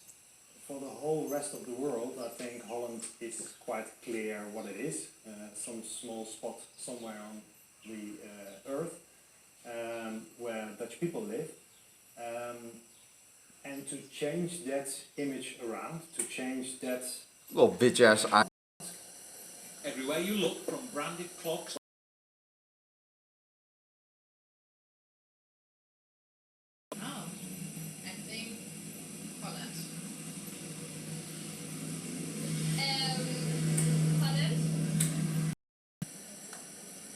Nederland. You are right. Nederland, Paesi Bassi. Yes. Paesi Bassi, Olanda, lo Stato. Yes. Holland is a state. Netherlands is the country, and today officially they want you to stop calling it Holland. They want you to call it the Netherlands. In Amsterdam, they're struggling to cope with a record number of tourists. 42 million people are expected to visit this country by 2030. Overcrowded Amsterdam to the country beyond the two provinces.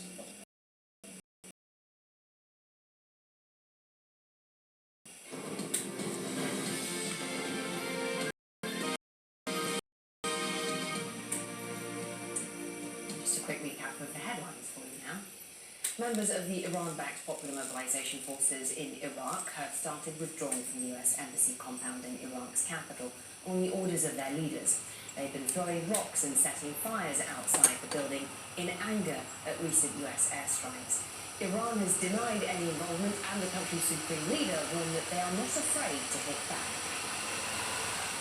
The bushfires are burning across all 6 Australian states, with the situation in Victoria and New South Wales becoming increasingly serious. 8 people have died in the past week alone. More than 200 bushfires are continuing to burn, while many returning to their communities are witnessing the extent of the damage for the first time. James Todd is from the Victoria Fire Control Centre. We're expecting warmer weather again on the weekend with some increasingly gusty winds which will fan these fires again because of the really dry conditions. Much of southeast Australia is in drought.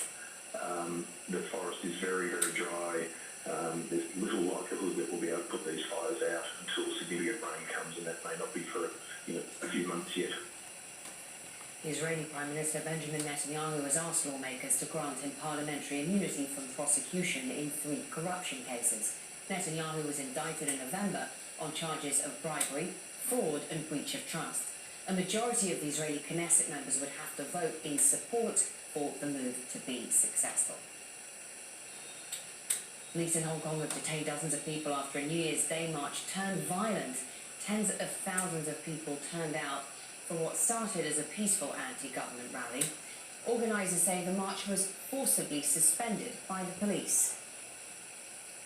The mother of a British woman convicted in Cyprus of lying about being raped by 12 men is calling for a boycott of the country. Britain's foreign ministry says the case raises serious concerns for them.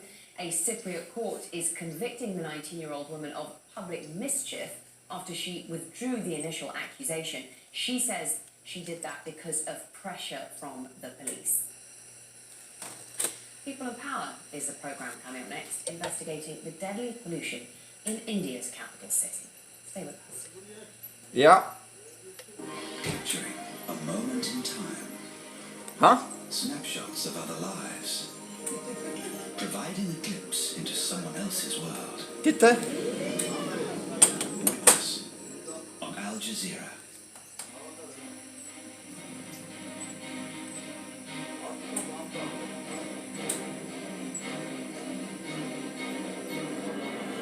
Delhi, India's sprawling seat of government, has the deadliest air of all the world's capitals, routinely Giga? exposing millions of its inhabitants to a Ja. shocking range of life-threatening respiratory diseases. So why is it so polluted? Mä kalnutaan What, if ottikin. anything, is being done to remedy? Onga perin algene chatakoni. Alright. Alright. Okay.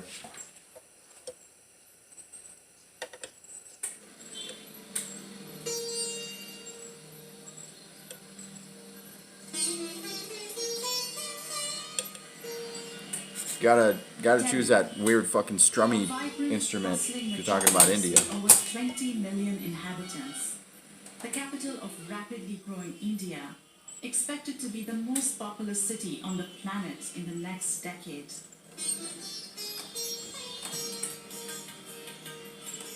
It's also my home.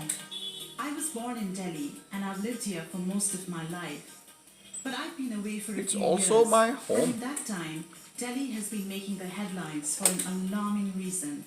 It's become the most polluted capital city in the world, and its residents say they are slowly being poisoned by the air they breathe. Air pollution is estimated to be the third highest cause of death in India, killing over 1 million people every year. Nearly 12,000 people died in Delhi in 2017 because of the city's bad air. What the fuck? I love air pollution now. Calling this a public health emergency. So I've come back to find out why. Like many big cities around the world, there's pollution from too much traffic and from industry. But there are also specific local causes. Delhi's geography is one, poverty is another. What I'm keen to know is, why can't more be done to stop this? I also want to hear from those worst affected, the sick and dying, and those on the front line. The levels of pollution are too high. It's a very dangerous situation. Dr. Arvind Kumar has been a lung cancer surgeon in Delhi for over 30 years. Most of his patients used to be male smokers in their 50s and 60s. But that's all changed. When we analyzed our data last year, we found, to our horror and surprise, a 50-50 distribution between smokers and so-called non-smokers. From hardly any lady, we now have 40% female. Then age group, from 50s and 60s, we were now seeing patients in 30s and 40s. And nearly 8% of my patients were under 40 years of age. I rarely see a lung which is pink. Even when I'm operating on teenagers, we are finding big black deposits. And much of this, Dr. Kumar believes, is down to the city's dirty air. In Delhi, That's so the fucking only gross, requirement dude. for you to Did you guys see that lung? That was affected by the disgusting. health ill effects of air pollution is My resolution is to stack this paper, pimp my hoes, To get a better sense of what that have my means, fucking kids, and expel the small hat from my land. it's early summer. That's too and much. the city There's too is many. gearing There's up too for many things. You gotta national slim it down. elections. Pollution levels are generally lower. Your resolution this time should of year be than to the get winter. 1 Bitcoin. But things are still pretty bad. I've met up with Uno Monik Bitcoin. Sutaria, That's who my has resolution developed this an year. air quality monitoring Buy network 1 more with Bitcoin. IIT Kanpur and Duke University. To my surprise, he draws my attention first to something quite mundane: road sweeping. It's almost like 50 micrograms of Bro, that wasn't even cigarettes or vaping. That was just a regular lung of somebody who just lives in India, dude. That was just, that's just an average lung over there. PM 2.5, which is smaller than the It's a very rest of urban human resolution, hair. but I think it's a great This great tiny one. particle is a mighty killer. Oh, are It you has talking led about to the nearly 3 this, million deaths around the world the in quality of the video? 2017, with more than half of them occurring in China and India. Although the Indian government disputes mortality figures directly linked to air pollution. PM 2.5 is one of the most harmful pollutants to humans. You know, it goes deepest within the body, it settles in the lungs, and over an extended duration, it definitely causes respiratory problems, pulmonary disorders. People like us just walk past it, but the people who are actually doing the work, they are exposed to this on an extended duration, day after day. There's more to Delhi's air pollution than just road dust. Ding or ding or ding ding ding. I hate the music they use. I dropped some buckets today. Nice Epstein, bro. Yes, dude. We gotta pray a little moment of prayer for Epstein. 24-hour standard.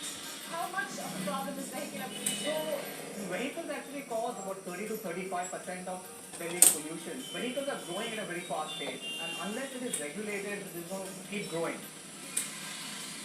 With around 10 million vehicles fighting for space in Delhi's crowded streets, it's unavoidable, if sadly ironic, that among those who use them are some of the victims of the city's pollution crisis. I'm a 26-year-old New Delhi resident. About 6 months ago, I got diagnosed with stage 4 metastatic lung cancer. Priyanka Jain is a digital marketing consultant. An only child, she lives with her mother in South Delhi. The right lung is completely damaged. The cancer has spread so much that it's just not visible on the X-ray. Less than a year ago, she used to drive for an hour and a half Rough. one way to get to her office nearly 25 kilometers away. Now, many of her journeys are to and from the hospital. The city's air pollution has been a significant contributor to my health issue. It was very, very difficult because I was, working, I was living my daily life, I was happy. And then all of a sudden, I started experiencing these breathing issues. I would go breathless. And then one day, I was hospitalized. I used to feel that I'm not sure if I would even make it for the new year. And I don't know how many days do I have. When we think about Priyanka's case, it is very evident that she's too young to have any cancer at all. And then to have lung fucked. cancer, which is It's crazy shit. possibly related to smoking. He's a lolly connoisseur. Yebs, absolutely. Priyanka's doctor, Nitesh Rothagi, Epstein, the most misunderstood man in history, a true pioneer. Free Epstein. Sexy accent. She ain't sexy though. We used to talk about smoking a pack every day for Oh god, it's rough. cancer. She's 26. So it's quite obvious that that may I see you send that the second before they showed her face, Funk. somebody who's exposed. Well, she's not exposed. She did sound kind of hot, I'm not When you gonna start lie. thinking of a family history, and she doesn't have that either. Then you have to stop and think, could pollution actually be a reason for a cancer in somebody that young? There is enough evidence in the world that pollution can do that, and I really wonder if that was the main contributory factor. If so, then it could be in accord with the latest State of Global Air Report on air quality and health. It states that 33% of lung cancer deaths in India can be attributed to air pollution. Living in a city like Delhi, you are directly breathing in, inhaling air with all the cancer-forming chemicals, not for one day, not for 2 days, but you've been doing this for years together, and I cannot see a stoppage inside. That's scary. And Ronak gives me some more disturbing news. In the past 6 months, he has put monitors in 15 locations around the city. He's noticed high levels of pollution, even near hospitals in a neighborhood where I grew up.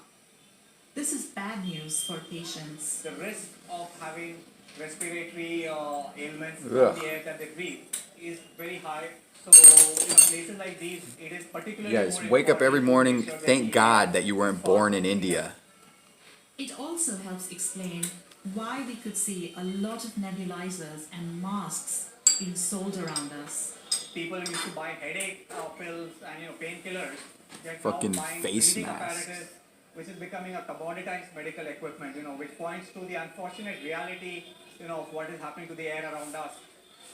it's been shown by studies that development of lung capacity in children born and brought up in polluted cities like Delhi is much less than their counterparts in non-polluted cities.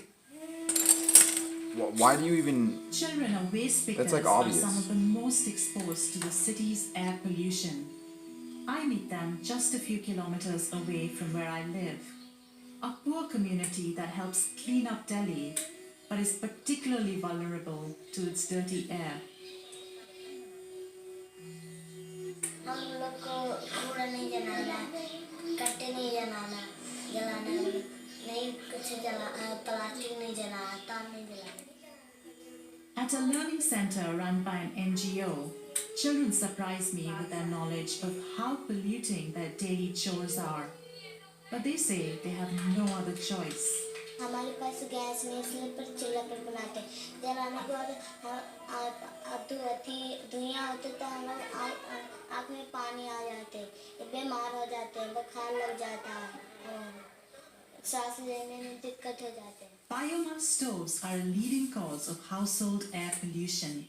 The Indian government has made a commitment to replace them with gas cylinders in 80 million homes. Officially a According to superpower, official figures, boys. over 71 million have Mission benefited from accomplished. this Officially so far. superpower.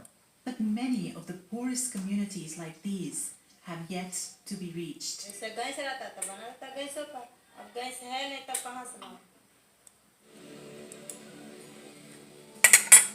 Being here has made me realize Brown morning that Delhi's mists. air Yeah, pollution brown morning comes mists. from many sources, big and small. It's all made worse by the city's unique geography and atmospheric conditions. Pollution from other areas gets blown here and then gets trapped. What is surprising is that the fight for clean air was first fought here decades ago and partially won. But experts say the gains have now been lost. We cleaned up the public transport sector. We cleaned up the auto rickshaws, the gross polluting sector. But then over the 2003 period to 2013, the private vehicles just boomed in our cities because we completely Damn, somebody is neglected cooking some public fucking transport. fire ass And as shit a right now. result of it, we I had this smell it and I want some so explosion bad. of vehicles. Sunita Narayan was part of a campaign that led to public transport being switched to compressed natural gas or CNG. We just got complacent. We just believed that the problem had gone away, but what we forgot is that any city like Delhi will continue to grow and the challenges will increase. So no city in the world, the job is done. And I think for a city like Delhi, the knowledge is particularly painful because it affects our health. Air pollution is a Oh, public Pooh's health got emergency, lazy. something we need to be intensely worried about.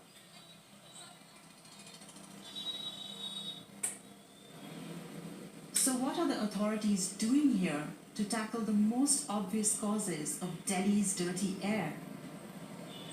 The transport sector is one of the biggest contributors to the city's air pollution. This is made worse by the fact that there's a severe shortfall in the public transport system. The Delhi government says it's taking steps to fix this problem.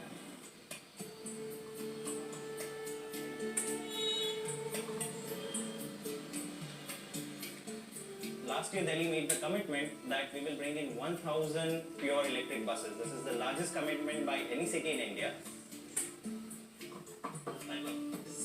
Jasmine Shah of the Delhi government has been working on an ambitious electric vehicle plan for the city.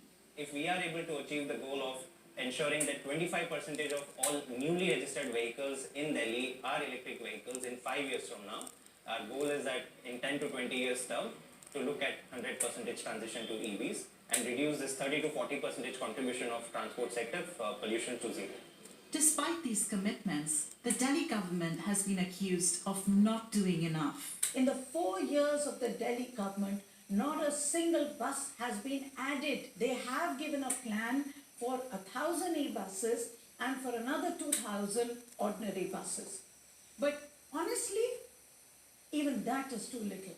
Why is there such a shortfall of buses? It will be strange for many people around the world to know that the elected government of Delhi does not have any control over land over which it can set up public transport facilities, build bus depots, and the central government controls that. And unfortunately, the central government has not allowed Delhi government Bro, any access to the more poos are a land to build mess. these kind of facilities. The poos can't even help When the themselves. authorities here do take action, matters elsewhere can cause problems. Power stations are a case in point. The city's last coal-fired I think I told the story as well of my old Pakistani friend watching me get off his best friend, female. hasn't gone away. Yeah, It is very clear that dude. air pollution is not a local problem, it is a regional Curry problem. cell. And what one These are finds curry very cell ironical problems. is that on one hand you close down Badarpur because it is polluting Delhi, but on the other hand new power plants have been approved. He should have known which are better. within 100 kilometers of Delhi. Environmental lawyer Ritvik Datta has been fighting for cleaner emissions from power plants. The government of India came out with a fairly progressive emission norms for power plants. The idea is that they will install new equipments, as a result of which the pollution level will go down by almost... Amazing. Curry cell. The deadline was initially I was a fixed for degenerate for show. 2017, but It's, the plants are dude, yet to it's the girl's switch fault. to She's putting it out there like cleaner that. norms. Something which was I've been, you know, important I don't blame you. decision taken by I the think present government a lot to of us deal have with been the in that environmental position. crisis has been simply put in the back burner because there was no interest by the power companies and no interest by the government to enforce these new norms. If dirty coal plants are a problem familiar to other parts of the world, India has another particularly distinctive pollution challenge. The fumes from millions of firecrackers set off during the Hindu festival of Diwali. It's the Wow. single What a largest bunch of retards. assault on the atmosphere of Delhi. Nearly 2.5% of annual pollution is caused by those 3 days of fireworks. Gopal God damn. Shankar Narayanan is a senior Supreme Court advocate who joined other parents in filing a petition for clean air on behalf of their toddlers. Fucking ban My fireworks. middle child was having serious bronchial issues around that time because of the amount of pollutants we had in the air, constantly sniffling and coughing, tossing into... This looks like a brown white The guy. toddlers case moved the Supreme Court to first ban the sale of firecrackers and later allow them with strict conditions. But despite this, millions of firecrackers were set off. And it's this kind of ignorance that has brought children outside the Environment Ministry to ask for more government action on pollution. We're not able to breathe freely. We are not able to go outside. We're not able to drink clean water. Please help us. Dude, they need a Greta Thunberg. Greta, where the fuck are you dumb little cunt? Especially in Diwali time, air pollution is a lot more than expected, and I have like a bad asthma problem, and it's affecting me a lot. In answer to these and other concerns, authorities have introduced a slew of measures, including planting trees around the city, building expressways, and banning the import of dirty fuel. In January 2019, Delhi was among the cities listed in the country's first ever National Clean Air Program. But the air quality is still not good enough. These kids People to protesting India's actually have top asthma environment official from their to shitty ask fucking air. why. Meanwhile, Greta From your office, and her little the number fucking of good air quality days in Delhi last high year school was kids 0, which is quite alarming. living in fucking in an Arctic wonderland with clean ass air, complaining about fucking the weather. I had curry potato chips once. I wanted to barf. Yeah, that doesn't sound good, not gonna lie, but something about chaotic driving is kinda comfy. Chaotic driving. Number of 0 I can't even air keep up with the quality days Indian in problems. Unironically, feel bad for Despite that so much country. government Yeah, it's intervention, awful, dude. It's a shit doesn't show. that surprise you? India's a shit show. So that just Chicken means tikka that we masala need can to get in move my belly though. Naan curry and mango lassis are the shit. Yes, Q. We have the same taste. People's participation is a Naan. huge thing. Unless that happens, Some good butter chicken and a mango lassi. caring for the environment, we will not be able And reasons to live right there. The combative and labyrinthine nature of Indian politics is also a barrier. One of the most contentious issues has been the burning of rice stubble outside of Delhi, which leaves the city in a thick haze every winter. हमारे लिए तो ये emergency है state government के लिए but unfortunately central government ने इसको emergency नहीं लिया हुआ है Manish Sisodia is Delhi's deputy chief minister. He says the federal government must do more to bring down stubble fires outside the city. अब इसका सॉल्यूशन आप दिल्ली से नहीं निकाल सकते इसका कहीं ना कहीं रीजनल क्राइसिस मान के इसको सेंट्रल गवर्नमेंट को इंटरव्यू करना पड़ेगा पिछले 3-4 साल में हम सेंट्रल गवर्नमेंट से बार-बार गिड़गिड़ाए हैं कि आप इसका सॉल्यूशन निकालिए मीटिंग्स तो बुलाते हैं पर मीटिंग से सॉल्यूशन नहीं निकलता ना बाकी स्टेट्स की मीटिंग्स में बुलाने से काम नहीं चलेगा ना आपको डायरेक्शन देनी पड़ेगी आपको कोई प्लान बना के इम्पोज करना पड़ेगा But I am saying to the Delhi Chief Minister, don't blame someone else. I think pollution is too big a public health emergency for us to deteriorate into India's favorite game, which is to blame another political party and get into screaming on television. What's more, says Sunita Narayan, the problem is not a lack of regulations, it's getting them enforced. Implementation is India's Achilles heel today because the institutions for governance, for enforcement are very disabled, they are poor. So there are enough orders that are there, but our institutions really lack teeth. And according to data from the National Crime Records Bureau, violators aren't being prosecuted or sent to jail. This is what the state of Delhi has done. It has not registered a single case. So there is no question of anybody getting convicted because there is no case been registered at all. So let me get this straight. In all of Delhi, we don't have a single conviction. It basically means all of Delhi is complying with the law. The air is superly clean and everybody complies with the law, which definitely is not true. Otherwise, you would not see such alarming level of pollution. So it is a clear instance where the enforcement agencies have kept their eyes completely closed to every single violation that is happening in the state. As There I go is so around the many city, violations. Ritvik's shocking revelations still God ring damn it. in my ears. Meanwhile, Delhi citizens continue to wrestle with health problems that pollution causes. But there is at least some good news for Priyanka. All these black spots, this big one is all cancer. This is 3 months ago. Now look at the same scan. Does it sound like good You news? see this spot has completely disappeared. You can see these black spots have virtually gone except a small dot there. Excellent news, Priyanka. Very happy for you. Thank you. Very good scan. So, doctor, do you think Priyanka, can you please lose some weight and try to get hot now? It certainly will increase your lifespan because it's working. Yeah. What we don't know, Just kidding, that's mean. nobody can predict whether it will increase by months or many years. Out on the streets, campaigning is getting louder. Very mean, Although very air insensitive. pollution has made it to party manifestos for the first time ever, it's still not a major election issue. But for a Oh man, this recently is almost bereaved worse than the family last one. just outside Delhi, it became a matter of life and death. I saw her struggle to breathe. There were windows open, there were ACs, and she was asking for oxygen. Kusum Tomar died a few weeks ago at the age of 35. She left behind her husband Vivek and her 10-year-old son Suryansh, who now wants to become a doctor. I want to be an oncologist because the cancer is spreading in India continuously and continuously. So we have to stop this spreading. Pollution is everywhere, that's why it's affecting my mom and... She was my best friend, she was my love, she's my love and she will be my love. It's like vacuum.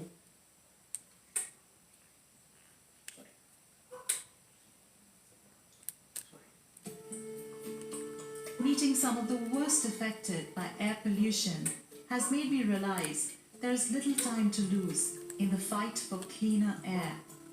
She was my high school I sweetheart. think is the most important practice that you're doing every moment, and that's your source of life.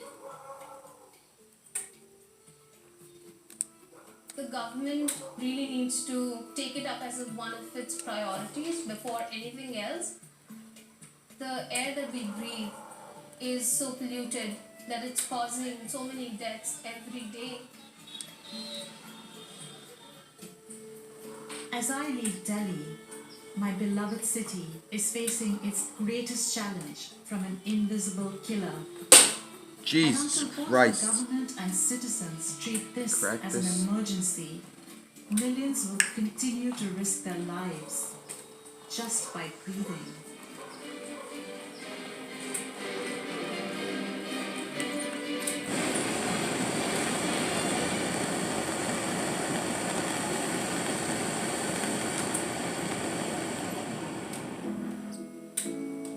In this life, the most incredible stories are often true. Satoshi. And sharing our experiences. Somebody typed Satoshi in the chat. What are they talking about? In this life, diversity makes a difference. Understanding Who's the Pretty importance Patel? of being part of something much greater than ourselves. In this life, what matters is freedom of expression, the right to knowledge, shining the light into the darkness. Because in this life, the desire to understand the world makes us human. And the human condition is universal.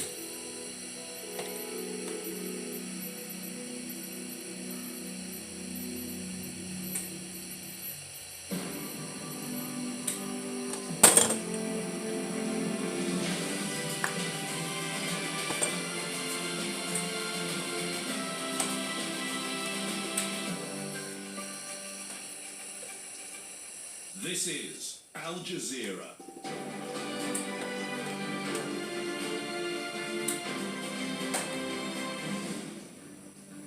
Hello and welcome, I'm Peter Dobby. You're watching the News Hour live from Doha. Coming up in the next 60 minutes, a retreat with conditions. Iraq's protesters withdraw from the US Embassy compound, but demand foreign troops pull out from Iraq too.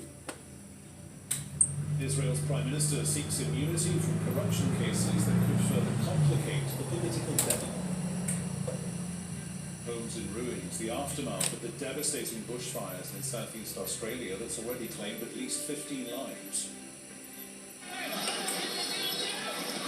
Allahu Akbar. Violence and arrests. Logic bomb. Gematria is for boomers. Naba. Demanding greater freedom. Gematria is very schizo adjacent, but it's valid. James Harden shoots 35 points to help Houston down the Nuggets in the NBA.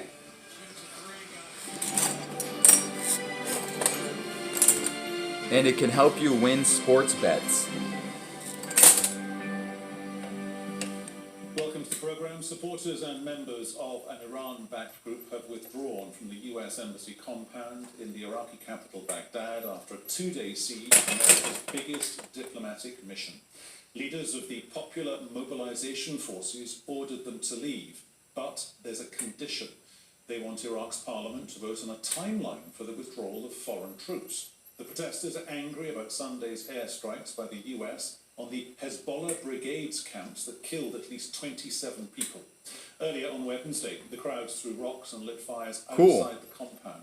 Cool, my Iran's tax Supreme dollars. Leader, Ayatollah Ali Khamenei has also condemned the US strikes and warned Tehran will defend itself if threatened.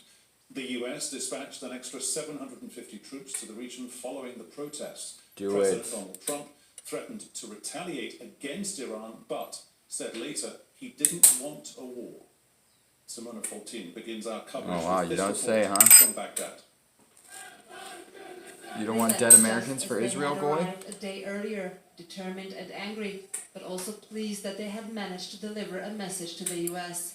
Supporters of the Iranian-backed Popular Mobilization Forces, who had defied the Prime Minister's orders to withdraw just a day before, now heeded the call of their leaders. While some dismantled tents and ferried away supplies used to camp the night out, the more defiant ones staged a final showdown in front of the embassy gates, burning tires and flags to the sounds of anti-American slogans. USA must get out from our country. We don't need America. We can't. USA is a super gay. USA is a super gay. That's what they started chanting. Get out. Who killed ISIS? Who defend them? USA is a super The gay. attack on the US embassy was sparked by the Please latest leave US us strikes today. against Hezbollah brigades, which is part of the Popular Mobilization Forces. The majority of the crowd consisted of its members and supporters, but some here say they were also driven by what they perceive as an unjust American policy in the region. This is my land, and We already if you saw want this to report. stay here, you must It's repeating. understand all rights. I hate it when it repeats. Oh, let's check out the PBS Goy Hour. People were killed and thousands forced from their homes. Rescue workers evacuated women and children in inflatable boats, while others swam through floodwaters, past submerged vehicles, and homes. At the Vatican, in a New Year's message, Pope Francis denounced violence And against smacked the women. bitch. He likened it to profaning God and called for a greater role for women in world decision-making. He also apologized for striking out at a woman in Apologize St. for Peter's Square smacking last that night. Chinese hoe. Francis was shaking hands when the woman grabbed him and yanked him toward her. He slapped her hand and turned away, visibly angry. Today, he said he'd made a mistake. Sorry, I was being such a faggot. Love makes us patient. So many times we lose patience, even me, and I apologize for yesterday's bad example. The woman involved in the incident has not been identified. Back in this country, Bro, President she's an Trump Asian began fucking talking about spy. cracking down on underage vaping. He said last night that sales of some flavored e-cigarettes might be halted. The Wall Street Journal reported the Food and Drug Administration will ban all flavors except menthol and tobacco. The president promised a sweeping ban last September, but never followed through.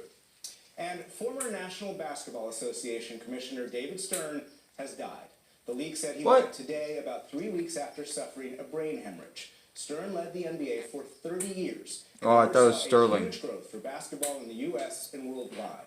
In Bro, that was an 2014, Illuminati he was elected in the sacrifice. Basketball Hall of Fame. David Stern was 77 years old. 77, see? That's gematria, Watson. That's straight gematria right there. That guy didn't really die of natural causes. He was killed at 77. Because the numbers fit. Changing rules for what you can and can't do in 2020. Warnings from Antarctica. Penguins face the perils of climate change. He made a And mistake. much more.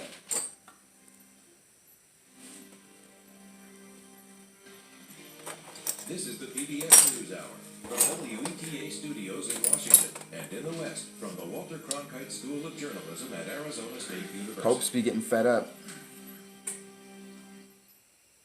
In Baghdad over the last day, there was a sense of crisis. American diplomats trapped in the embassy. U.S. troops on the embassy roof ready to fire into crowds. Today, the siege outside the embassy is winding down, but the larger U.S.-Iran tensions remain high. After the most significant standoff outside the U.S. Embassy in years, demonstrators in Baghdad today stood down and declared victory. After we achieved what we intended here, we pulled out from this place triumphantly, and we soaked America's nose in dirt. Fuck yeah, based. That was pretty based. Supporters of the Iran-backed militia Hataib Hezbollah staged a sit-in and scaled the embassy walls and broke the reception area's windows. They demanded the U.S. close the embassy and withdraw its more than 5,000 troops from Iraq. They were responding to Sunday's U.S. airstrikes against members of the same militia. The U.S. blames the group for killing an American military contractor and attacking U.S. bases in Iraq 11 times in the last 2 months. On CBS News yesterday, Secretary of State Mike Pompeo blamed the Iranian government. This is state-sponsored terror. This is Iranian-backed terrorism that took place that threatened American interests. During the sit-in, U.S. troops fired tear gas and stun grenades to push back demonstrators. Helicopters flew over the embassy and dropped flares. and the US reinforced the embassy, deploying Marines from Kuwait and 750 additional soldiers from the US. The US was concerned Iraqi forces alone couldn't handle the situation. Fuck no, they couldn't. Iraqi First, forces are forces awful. allowed demonstrators to stream toward the embassy, inside the normally restricted green zone. Eventually, they tried to act as a buffer between demonstrators and American troops, and today, they continue to act as security. But the end of the crisis in Baghdad does not reduce larger US-Iran tensions. Yesterday, President Trump tweeted that Iran, quote, will pay a very big price. This is not a warning, it is a threat. Happy New Year. Today, Iran's Supreme Leader Ayatollah Ali Khamenei denied Iran played a role and mocked President Trump. That gentleman has again tweeted. They tweet, speak, or write articles, and he has said that we see Iran responsible for this situation in Iraq, that Iran is controlling this, and we will respond to Iran. First, you can't do a damn thing. This has nothing to do with Iran. Second, be logical. Outside the embassy, there are still a few hundred holdouts, and a few miles away, a separate demonstration. Thousands of anti-corruption protesters filled Baghdad's Tahrir Square. They've been in the streets since October, demanding less sectarianism and more economic opportunity for all Iraqis. Now, two people with first-hand experience with the politics and the parties involved in the embassy standoff. Sarkar Shams is a member of the Iraqi parliament representing the Kurdistan region. He joins me from the city of Sulaymaniyah. And Douglas Silliman, the U.S. ambassador to Iraq until early last year. He is now the president of the Arab Gulf States Institute, a Washington think tank. Sarkar Shams, the siege is over, but do you right now have criticism of both the Iraqi forces that allowed some of these protesters, these demonstrators, these members of the militia to get so close to the embassy, and you have criticism of what started this, the U.S. airstrikes in Iraq over the weekend? Right. Both countries to blame, both parties to blame for the starting of this crisis. First, the U.S. unilateral action against elements of the PMU or the Shia militias, as the West call them, some of them. And it was a mistake, it was a strategic mistake by the Iraqi security forces that protected the green zone, the international zone where the U.S. embassy and many other embassies and the sensitive Iraqi institutions, parliament are located there. So, Ambassador Silliman, you were in that embassy up until recently, up until early last year. So, Sarkar Shams has 2 points. One, did the Iraqi forces do enough to keep these people away from the embassy? I assume you agree that they might have done more, but also that the U.S. did not do enough to actually... What about papal infallibility? He's a billionaire Jew, so I'm glad he's dead. Pope is on edge because he didn't get to spend any time in Patia. Look at this turban head. Pope didn't do nothing. That's funny. Bro, in the Ukraine, Patia? I heard that's where all the good hookers are. And reception area itself, that they called in the Iraqi counterterrorism service, which are the equivalent of U.S. Special Forces. The trouble is this issue is much broader and can be put in a couple of different contexts. So the Iraqi government has not done enough to prevent the popular mobilization forces, the what are generally called Shia militias, but that's too broad a concept. These irregular forces that are now part of the Iraqi government have not been controlled by the government adequately to prevent them from conducting attacks against Iraqi institutions or diplomatic institutions. So that's the first issue. The second issue is the larger context. There is still the context of Iran consistently trying to poke the United States into action. You saw this in the Gulf of Oman months and months ago, the shooting down of the U.S. drone, and more recently in October, the attacks on Saudi Arabian oil installations conducted by Iran, looking for that pressure point that is going to get the United States to react, or hopefully in Iran's eyes, overreact to the Iranian provocation. And up until this attack that killed an American, there was not a U.S. military response. Sarkar Shams, there has been a push by the same militia that we saw doing these attacks and this demonstration outside the embassy to evict the U.S. from Iraq. Will Parliament now be more likely to take up the question of evicting the U.S. from Iraq? I don't think so. It's going to happen in the parliament. First of all, it was not the parliament who invited the U.S. Army to Iraq. It was the Prime Minister, then Prime Minister, had Hyderabadi and came at the invite and request of the Iraqi government, not the parliament.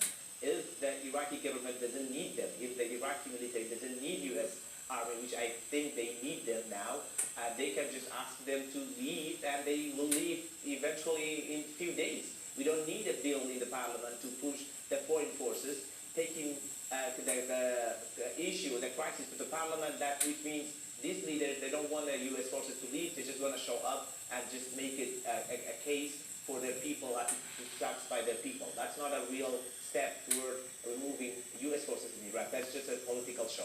Mr. Shams, are you worried that the U.S. military response plays into Iran's hand? Iran has been goading the U.S. to attack.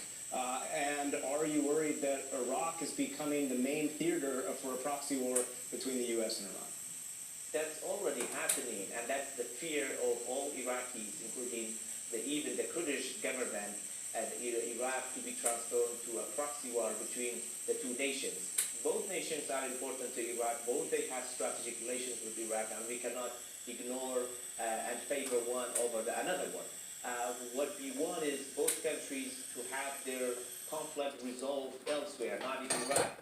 Ambassador Soleiman, he already know, he had a lot of experience in this country, that Iraqi institutions are weak, in military institutions, economic institutions, and ultimately we have a caretaker prime minister. Do we have any more red? Very fragile, and the require support from the United States, and we know that it's really Last little easy bits. to start a war, but it is going to be almost impossible to win the peace. The reality is, I would reframe the entire question, because it is not a war between the United States and Iran. The European Union, NATO, and a number of other international organizations to build Iraqi institutions so that Iraq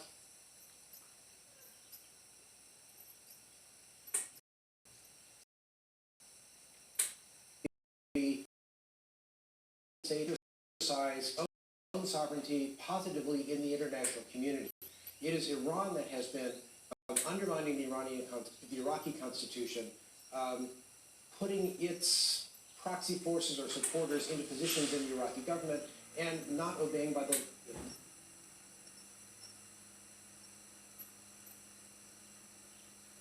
laws and the constitution of Iraq. So this is not the United States versus Iran. This is the world versus Iran. And the goals of Iran are to essentially swallow Iraq politically, economically, and give itself security, strategic depth. The world wants to see Iraq fully integrated into the international community in a positive way. Sarkar Shams, there has been a push by the same militia that we saw doing these attacks and this demonstration outside the embassy to evict the U.S. from Iraq. Will Parliament now be more likely to take up the question of evicting the U.S. from Iraq? I don't think so. It's going to happen in the parliament.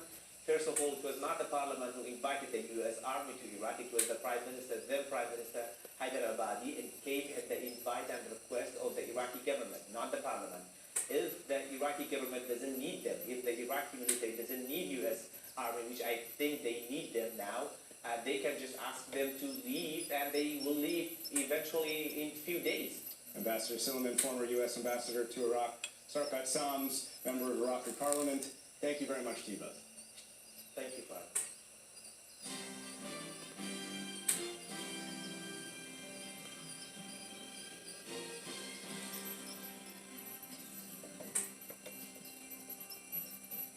North Korea.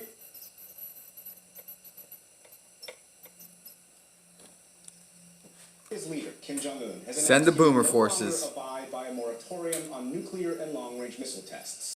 And Naoko Aoki, an adjunct political scientist from the RAND Corporation and a former journalist who has been to North Korea 18 times. Thank you very much. Welcome to the NewsHour.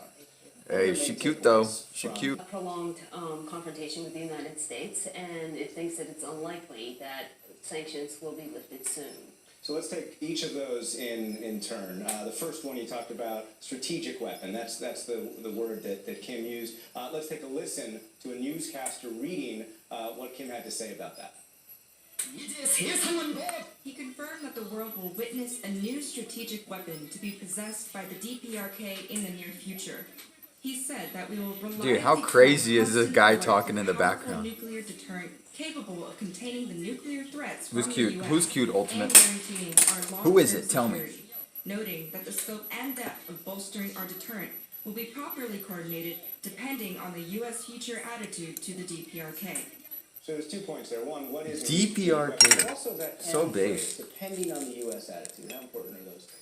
Yes, so we don't exactly know what this new weapon is going to be, but it is likely to be something qualitatively new, some component of it at least, but we don't know what that is going to be. Fucking It ass could be blaster. something that 9000. would enhance the survivability of North Korea's nuclear weapons. And the conditional part is also important as well. If you read the report carefully, a lot of the things are conditional on what the United States would do. So there's a little bit of flexibility in what the North Koreans may do. Flexibility and opening Sound so like that death these metal. talks maybe aren't dead?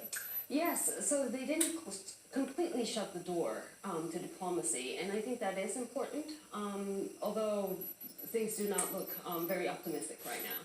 At the top, you laid out the 2 takeaways, the one strategic weapon, but 2 also the message of resilience, the message of a long confrontation with the United States. And we've got some language from him himself that I can read, and let's just read that right now. He said, "The present situation, warning of long confrontation with the U.S., urgently requires us to make it a fait accompli that we have to live under the sanctions by the hostile forces in the country and strengthen the internal power from all aspects." So cutting through the chase of that, you've got 2 messages. One, the long confrontation, and we have to be resilient, as you said, right? Yes, that's correct. And so Kim Jong-un is preparing the public for a prolonged confrontation with the United States, which is likely to involve some form of sanctions for the foreseeable future.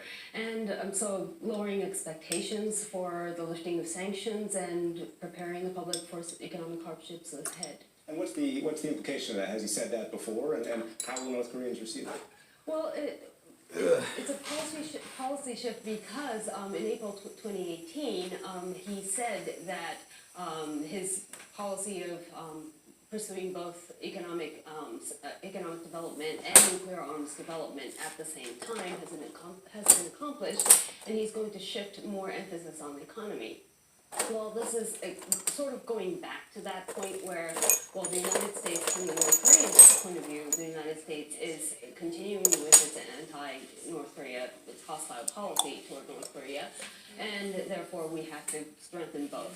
Strengthen both the economy and the nuclear weapons or the nuclear system, and hence the strategic, which leads to the takeaway. I mean, so if he's talking about a long confrontation, he's talking about new weapons, and the U.S. is not budging as far as we know, are we going to go toward more confrontation and more back to where we were in 2017, fire and fury?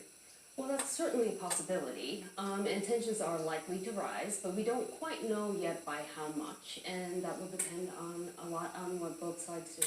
So meaning the United States doesn't necessarily have to go down the path of more confrontation, and nor will North Korea go down the path itself? That's the optimistic view, of course, but we could certainly see a return of what we saw. Damn, hey, yeah, she's real cute. But it could, given the political U.S. presidential elections, the political calendar, and everything else, it could mean that it could be somewhere below that. Meaning the United States and the Trump administration right now, as you see it, has no interest in rationing up tensions? And also North Korea may not want to antagonize China, for example, by conducting ICBM tests, intercontinental ballistic missile tests, or nuclear tests. So that is also a factor that could play in their calculation. Naoko Aoki of Rand Corporation, thank you very much. Thank you.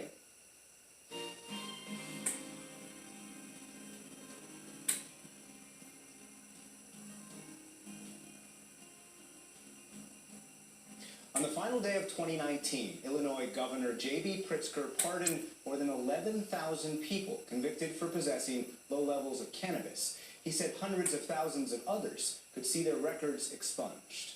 We are giving people a new lease on life. We will never be able to fully remedy the depth of the damage that's been done. But today, here in Illinois, we can govern with the courage to right the wrongs of the past. Dude, weed, bro. Becomes today the 11th state to legalize marijuana. As Lisa Desjardins explains, that's just one example of scores of new laws going into effect across the country. Congress and the president have been dominating, almost monopolizing the headlines lately, but the states are arguably doing more that changes the law, including a sweep of new state laws going into effect today, from criminal justice reforms and higher minimum wages to the cost of electric cars. Reed Wilson is a correspondent at the Hill newspaper and keeps track of what's happening in state politics. He joins me now from a familiar-looking set, our NewsHour West studio in Phoenix. Thank you, Reed. Hey, Lisa. Let's start right away with criminal justice reform. As Nick reported, Illinois has wiped out thousands of arrests and reverse convictions over marijuana, small amount of marijuana possession as part of the legalization of the drug for recreational use. But this is also part of a broader criminal justice reform across the country. Take us through what's happening. Yeah, we've seen Congress acting on criminal justice reform as one of their major initiatives this year, basically the only thing they could agree on a bipartisan basis. But it really started in the states, and we've seen this push towards expunging records for minor drug crimes, especially in states where marijuana is now legal. And we've seen this effort in places like California, New Jersey, and elsewhere now, of course, in Illinois, as their recreational marijuana law takes effect. In some other states, New York has ended. You're gonna have Nick Fuentes smoking Another doobies. trend that we're starting to see He's in Illinois. states, a recognition that a lot Fuentes of is in low-income Illinois, right? residents who find themselves in jail can't afford I almost to said makeup bail sex, but then with a themselves D out, and in instead some of a cases K. plead guilty to crimes What does they that haven't mean? committed just in order to get themselves out of jail quickly. And then in states like New Jersey and Kentucky, we've seen a push towards re-enfranchising felons who were once in jail and now, once they're out of jail, get the right to vote back. The theory behind it is basically the more you are reintegrated into your community, How does the less Ultimate likely you TV are have to time offend for again girls? and head back to jail. I also want to talk about Should be too busy something that uploading. don't have a lot of pocketbooks. Minimum wages going up. Uploading Now, currently 10-hour the federal minimum mixes. wage, as people know, $7.25 an hour. That's about $15,000 for someone working full time. But now we're seeing today, 21 states are seeing increases in their minimum wages. What's motivating these states to have a higher minimum wage going forward? Well, so the federal minimum wage has not changed since 2009, and as you can imagine, inflation has not slowed down, and basically makes that purchasing power of that $15,000 far less than it was a decade ago. What we've seen in recent years is a push both through state legislatures and through ballot initiatives to raise the minimum wage to $12, $13, 2009, $15 an hour. And the what a lot Dow of was these states like are doing is they're taking 8,000. an incremental process. So one state might Minimum pass wage hasn't a bill changed to since then. raise The Dow is minimum wage to 28,000 $15 right an now. hour, but by say 2022. So today it will rise $1 an hour. Next January 1st it'll rise another $1 an hour to sort of give businesses the opportunity to factor in. Honestly, if you're not buying Bitcoin right now, you're not gonna make it. Sorry, Another guys. thing that we've seen You gotta buy across the Bitcoin. country this year is teacher salaries on the rise. You might remember about a year and a half ago there were some significant teacher strikes. This whole dollar, the whole dollar thing is collapsing hard. Demanding higher wages. Governors all over the country, Republican and Democratic, didn't want to see those same teacher strikes in their own backyard. So in places like Arizona, where I am now, they proactively went out and raised teacher pay. All right, let's talk about tech. Electric cars, some changes. Lower and teacher maybe pay. texting Teachers are and the most driving. I think over Ford is fucking making that a paid primary offense now. retards Yeah, in one of the America. things we're seeing is governments Lower across their the country pay. are trying to figure out So tired how of hearing to about handle these teachers big tech giants whining that are about pay. disrupting so many industries across the country. Whether that's Teachers, a bill teachers like and that, doctors, most California overpaid 85, morons which treats in gig America. workers for Uber and Lyft and DoorDash BitTorrent as tokens, that passed last shitcoin year that's to not take gonna make it. effect, in the new year, although it's going to be challenged. by Never gonna those, make it. those BitTorrent, none of that. companies Never gonna make it. Only buy Bitcoin. Lower teacher pay. Teachers don't make crap. Okay, Funk, I forgot. I'm sorry. Funk is a teacher. I'm sorry. Revenue from gas taxes are Funk, going to go down. settle down. We got a higher Funk's pay, lower K through 12. How about that? K through 12, take away their pay. that pay for our national. Because those are the ones who I see Okay, so complaining, what's is ahead? K What are through states 12. likely to be talking And they don't do about shit, they this just year? buy crayons. Well, I think we're going to see three broad trends that have some form of bipartisan cooperation. The first is They about buy NCAA crayons and athletes just and whether put or not on, they can profit off of the use of their image and likeness. Bill Nye. California passed a bill last year that would allow those athletes to get money from. I teach high school. endorsement Oh, deals fuck, and you video teach game high school? appearances, Fuck. And we've already seen a number of bills Shit, introduced dude, on a my bipartisan bad. basis in states like Minnesota and Florida and New York. I think that's going. Jesus around the Christ, country how do you next teach, year. how can The you second be, thing is sort of related, how do you in teach high sports school, but betting. you're, Sports betting is $1 billion you're, industry, and a lot of you know, states are saying that if they legalize awake to the sports betting, they'll be tricks? able to That take must some of the be revenue in the form of taxes tiresome, from what to is say the otherwise been least. underground economy. So we've seen legislation passed on a bipartisan basis in several states in 2019. That trend's going to continue. 40K, definitely not enough And then the last thing I'd point to is state budgets. for We've gone a through job that decade of took a lot of economic money expansion. States are taking in a lot more revenue than they to budgeted pay for the That's good schooling. news. But state legislators are worried about the next economic downturn. The recovery isn't going to last forever, so a lot of states are socking millions, if not billions of dollars away. I didn't make anything this year. I lost money this year. Reserves are more than double what they were already before the last recession. So there's a bit of bipartisan agreement. It's time to save more money now in advance of what's going to be an economic downturn, whether it comes next year or a couple years down the road. Reed, thank you for watching these important state governments. Reed Wilson of the Hill, Happy New Year. Thanks a lot, Lisa. You too. Suburban Vacations Railroad. Feminists. Funk, if you buy Bitcoin with every single penny that you make, you'll be a millionaire in like 3 years. There is no place further south than Antarctica. It is virtually uninhabited, a continent covered almost entirely in ice. William Brangham traveled there to meet a man who's dedicated his life to studying 3 species of penguins and how they are adapting to a rapidly changing environment. It's an encore report. Nice, he in our dedicated, weekly series, he wasted The his Edge life of to Science. penguins. Nice. Based. Hi, buddy. For more than 35 years, Ron Naveen has been coming every year to Antarctica. I bet he's been coming a lot. He still can't believe he gets paid for. Research and count penguins. I can't believe it. I have the best job on the planet. All right. Well, I'm a penguin counter, for God's sake. Can't beat that, can you? No, I don't think we can. Bingo. Naveen is a former lawyer for the Environmental Protection Agency, but he left government work back in the 1980s to start Oceanites, a nonprofit that tracks the health of 3 penguin species that breed on the Antarctic Peninsula. It's home to millions of these charming, occasionally awkward, flightless birds. They're really funny. They're like little human beings. They're waddling around all the time. They look kind of silly and stupid and late for dinner and all that stuff. But they're just cute as hell, and I love spending time watching their behaviors. The Antarctic Peninsula is the 800-mile-long stretch of land that branches off from the northwest corner of the continent. This region has been warming faster than almost anywhere else in the world, and Naveen says An old boomer obsessed with penguins. dramatic impact on penguins. I don't even get health insurance for my wife. To be fair, elementary teachers have to put up with children. I wouldn't want to put up with children. With teenagers, I get intelligence every once in a while. Dude, it's glorified. Yeah, they're like glorified babysitters. J Supernova. 90,000 down to 50. Yes. That's a huge drop. But these penguins can teach us something about... Arvin, he's actually a substitute teacher. He's in the chat sometimes. Grant Humphreys in the southern Argentinian city of Ushuaia. They were preparing for their annual trip south.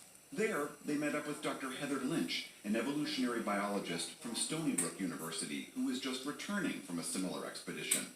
She and Naveen have long partnered in this penguin research. Some species are going to be major climate change winners, and there are going to be other species that are no longer able to thrive on the Antarctic Peninsula. And the changes that we've seen have been so rapid that it's really important that we're down here every year to monitor them. The research teams hitch rides on the various tourist ships willing to give them a lift to the bottom of the world.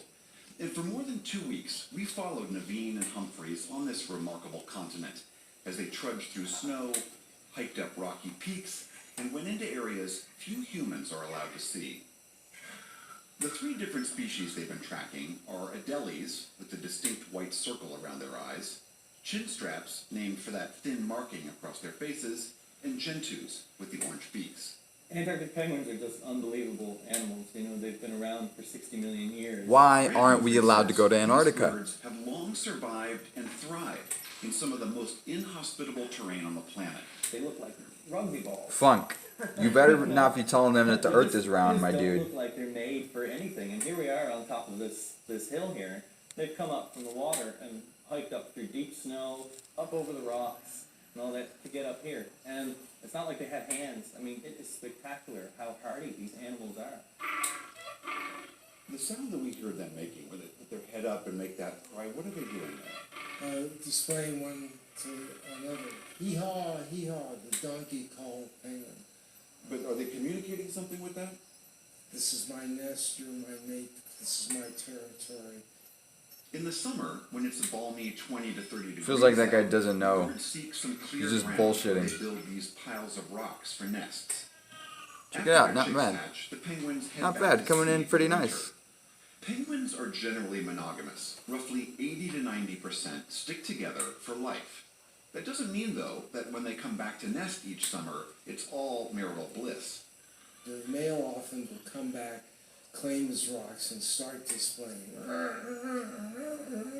And hopefully, That's the come hither ladies. come back to me, my lady from last year, and she hopefully will show up within 10 or 14 days. And if she doesn't, he's going to take and get it on with whatever available female comes by. I mean, he's ready to go. Some other hoes. He's ready And for of some course, other hoes. You see these fights, which are presumably between the two females when wife number one shows up late, finds somebody else in the house, and they have a battle royal. Because she Fight wants to be back with her mate from before. Well, she doesn't understand who this other bird is. Who's this other whore? Who's this other penguin whore? Cool, loved it. Used to teach math, all high school. Predators everywhere, from the sea, English. leopard seal, You see, it's hard to really get too kiked with too biked. I meant to say biked. I stuttered. Hard to get too biked up with English. krill, the tiny You're right though. The shrimp-like teens these creatures days are that mostly penguins' main cupcakes. food source are declining. They're being heavily fished to supply the booming fish supplement industry, and everything down here eats krill, including the Listen, I only say what I say But because I'm gonna climate change homeschool the is shit out of also my believed kids. to be harming them. That's forcing penguins So to dive deeper I'm gonna be and having to pay further in taxes hopes of finding food. for no reason to something that I'm like not even gonna be have nothing to do with. Contradictory effect. More snowfall. Not only something I have nothing to do with, birds to breed. something that I ideologically Cold snow. Yeah, the interaction between that warmer air and the cold sea surface temperature means that you're actually getting something that I ideologically stand against getting snow, things that wouldn't normally happen on the so peninsula staunchly, over the you know. whole season. And that heavy snowfall prevents these The birds PTA from being gulag in here. because it packs down on top of them, the nests fail.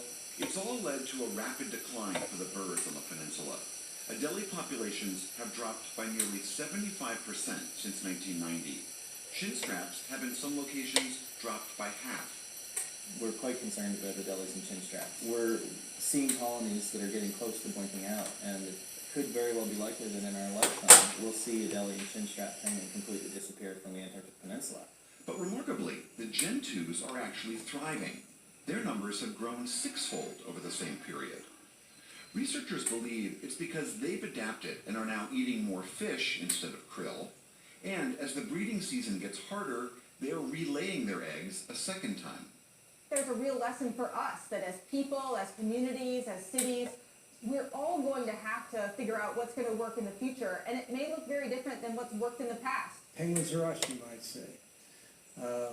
They breathe the same air, they have to have food, a good home, a good environment. If one of those falls out to sink, it's troubling. So my question, you might say, in a very general, euphemistic way. Basically, people should have a career path at 16 and married at 18. Adolescence is recent invention. Yes. We need to eliminate the idea of adolescence entirely. Absolutely. Or how to adapt to it. I don't know if we're going to be able to stop it. What I've been focusing a lot upon is whether we're going to be able to adapt. At 73, Ron Naveen is also learning to adapt. New technologies like drones and satellites are now used to count penguin colonies from above. But he says old-fashioned manual counters like him will always be needed to verify what's actually happening on the ground. And even after all these years, he admits that saying goodbye to this magical place is never easy. I get very wistful and teary-eyed, to be honest. It's my last day in the Arctic for this season. I do want to come back. I'm intending to come back. I've been doing this. Fucking lonely ass boomer. I'm not ready to hang up the penguin. But I'll have a few moments later this afternoon with my favorite guys, sitting down there communing with them. I'll go back to the ship and have a big fat smile on my face. I'm the luckiest guy on the planet. For the PBS NewsHour, I'm the luckiest boomer on the planet.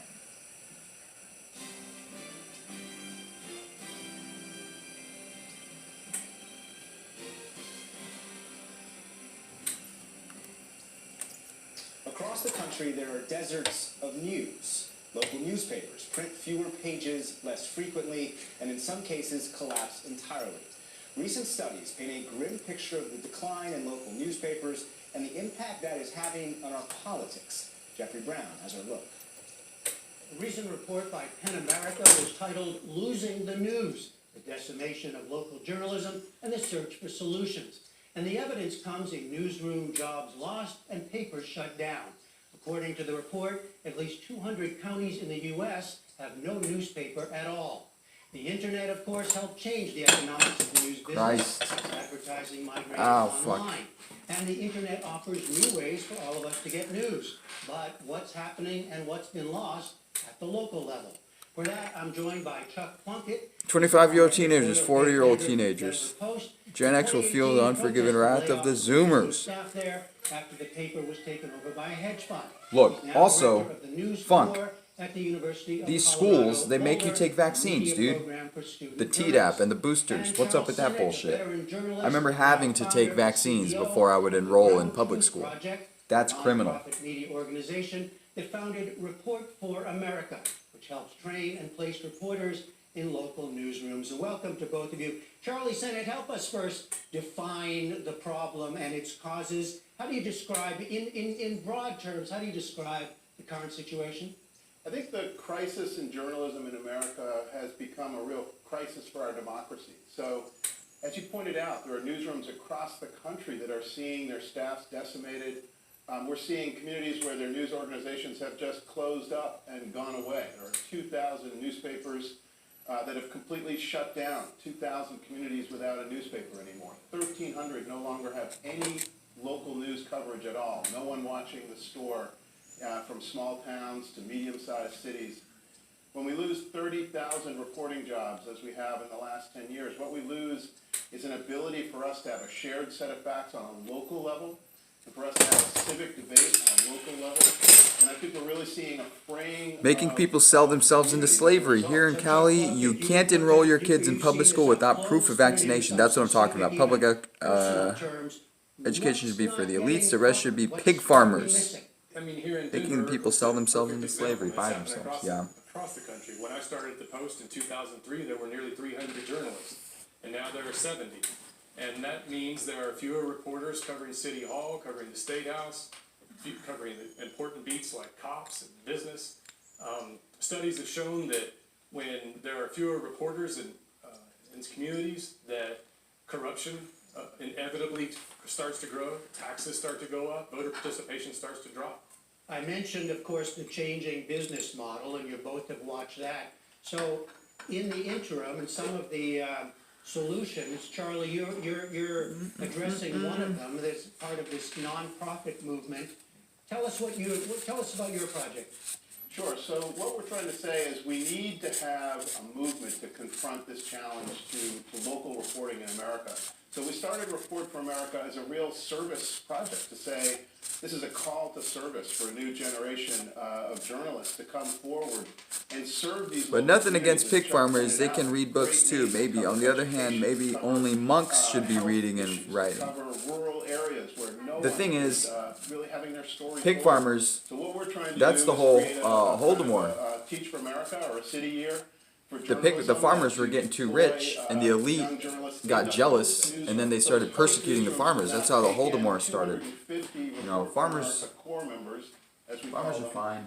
And we're really trying to put boots on the ground so that we can say the best way to confront this crisis is going to be with real human beings doing real reporting and answering that need. Chuck, if the economics don't work so well anymore, the way they traditionally did for your industry, is it only projects like that? Pig farmers do real well in China.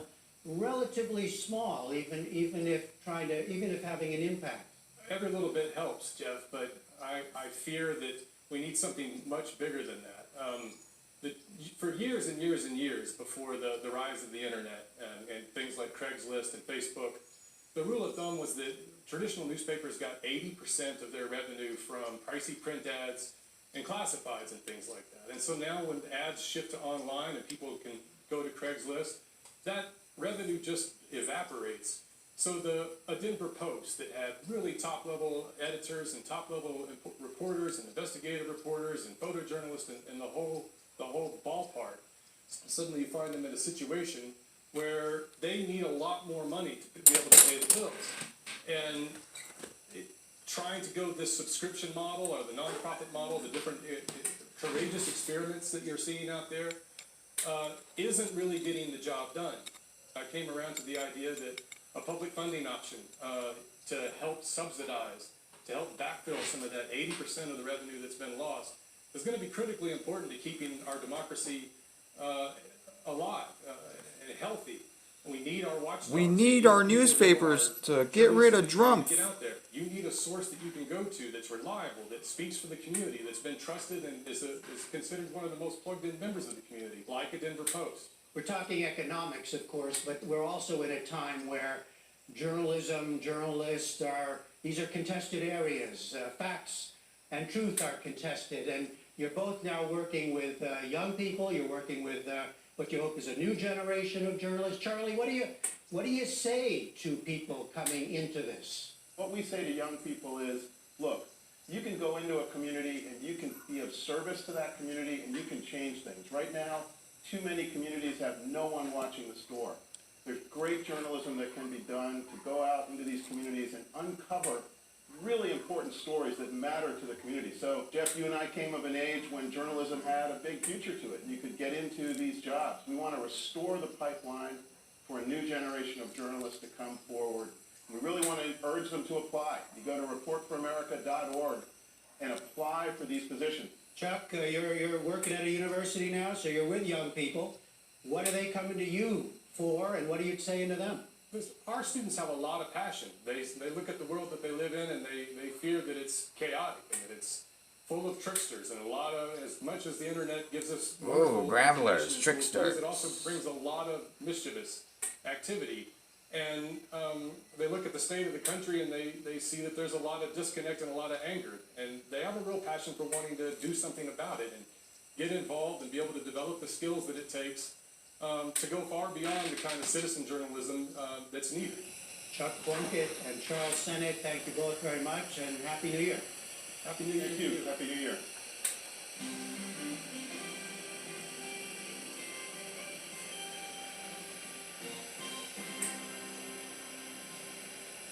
Global water supply faces constant and worsening threats, rising temperatures, overconsumption, poor management. It's a challenge pushing scientists, politicians, and designers to seek innovations that could lead to new sources of water. John Yang has this encore report. Situated on the edge of the Sahara in southern Morocco, Mount Bout Mesguida gets only about 5 inches of rain a year. But what it lacks in rain, it makes up for in fog, which blankets the area for about half the year. So that's where residents have now turned to their water, harvesting it from fog. Alongside scientists from the German Water Foundation, the Moroccan nonprofit Dar Si cloud fishers. As fog rolls through, the mesh traps fresh water, which drips into a receptacle.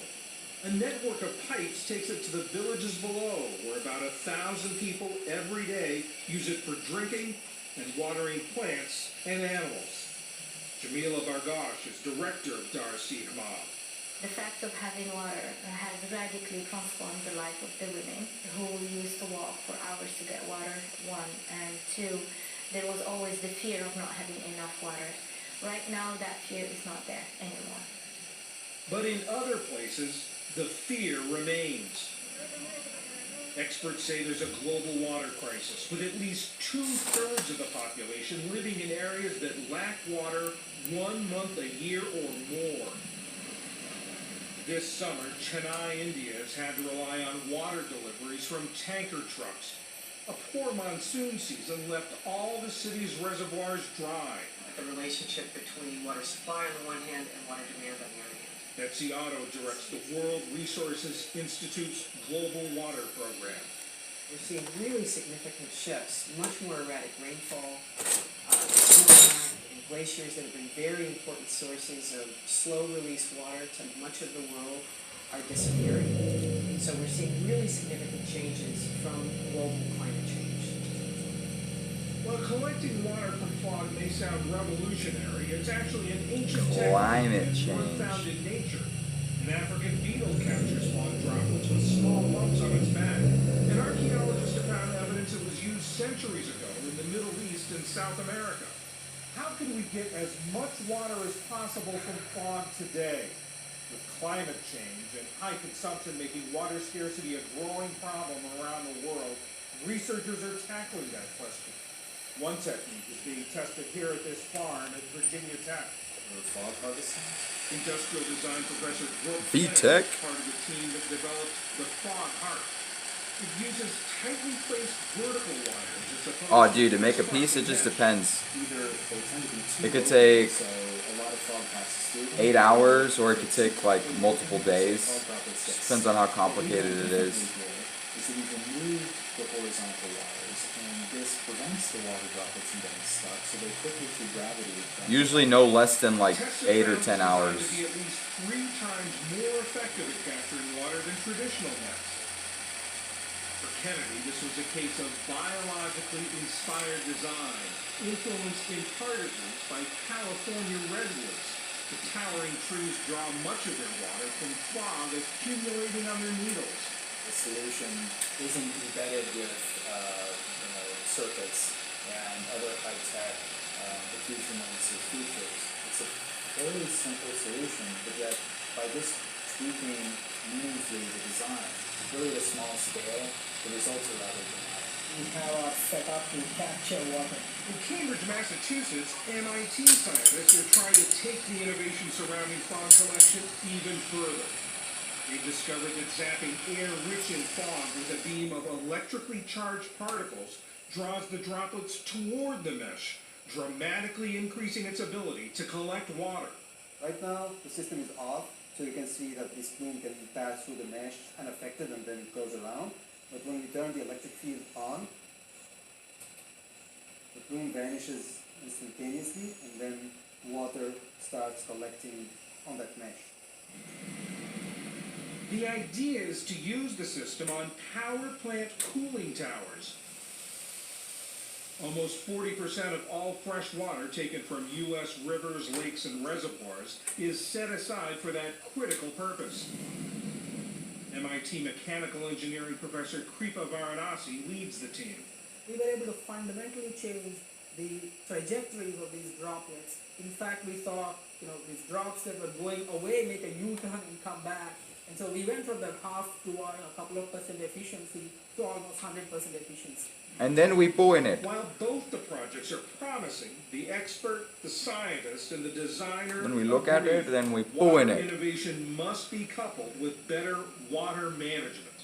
We're going to have to find new We ways of poop in storing it. it or capturing it in places that used to have more water than they'll now have. Yes, it's important to have those technologies, but that alone is not enough. Water is a very passionate topic. Need Ezra to translate. Water is a major crisis. It's a big societal problem and not a simple, you have a power plant, I can sell you this thing. It's not going to be the only measure that needs to be taken. I think conservation in combination with other techniques working in unison will help us tackle water scarcity.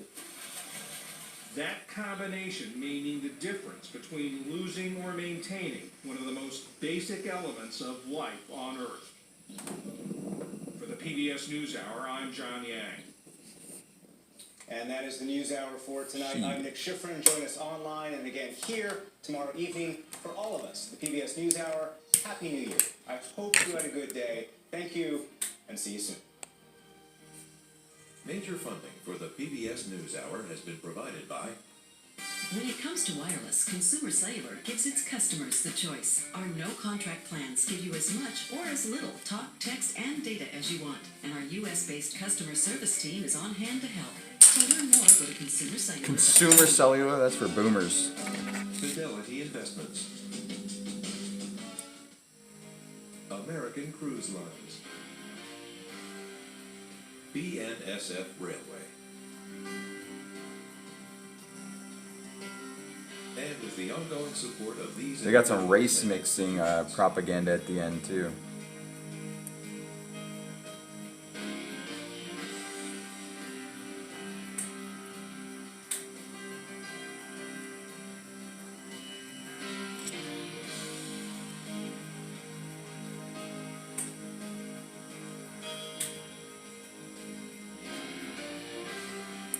This program was made possible by the Corporation for Public Broadcasting and by contributions to your PBS station from viewers like you. From pay piggies like you. Could you imagine being a PBS pay piggy?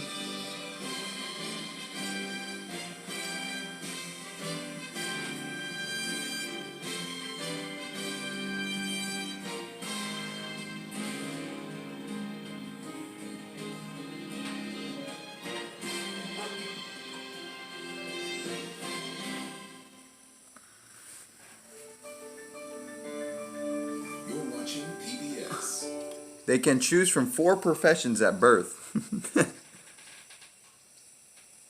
Oh, did you guys see that race mixing? Still does. The alpha choice makes no money though.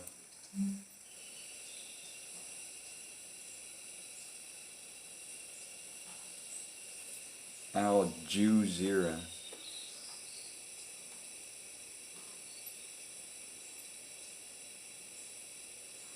Peter Dobby 1. 30 minutes of news in a couple of minutes. I'll see you then.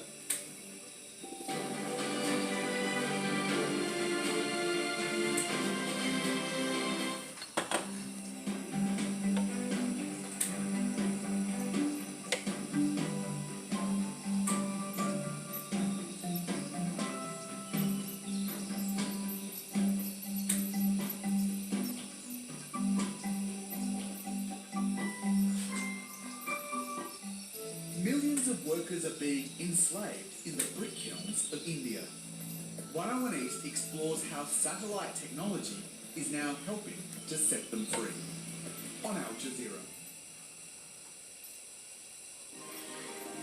Capturing a moment in time. Snapshots of other lives. Other stories. Providing a glimpse into someone else's Is this world. Kyle Bernstein? They hate it. 1, Oh no, somebody else. 3, 4, 5. Inspiring documentaries from impassioned filmmakers. Witness on Al Jazeera. Our coverage of Africa is what I'm most proud of. Every time I travel there, whether it's East or West Africa, people stop me and tell me how much they appreciate our coverage. And our focus is not just on their suffering, but also on the more uplifting and inspiring stories. All the bikes they steal. People trust Al Jazeera to tell them what's happening in their communities in a clear and unbiased way. And as an African, I couldn't be more proud to be part of it all.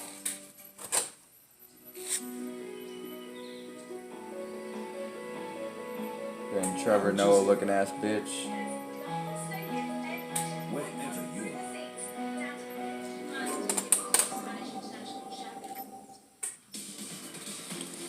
And for our first stories from across the globe, from the perspective of our network's journalists, on Al Jazeera.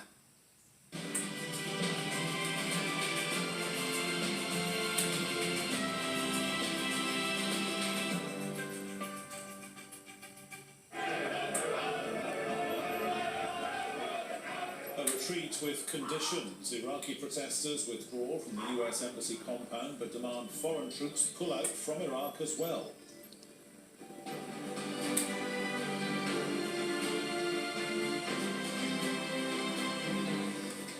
Hello and welcome, I'm Peter Dobby. You're watching Al Jazeera live from our headquarters here in Doha. Also coming up, homes in ruins, the aftermath of the devastating bushfires in southeast Australia that have already claimed at least 15 lives. Israel's Prime Minister seeks immunity from prosecution in 3 corruption cases. Bro, did we already see this shit too? Farming pay piggies.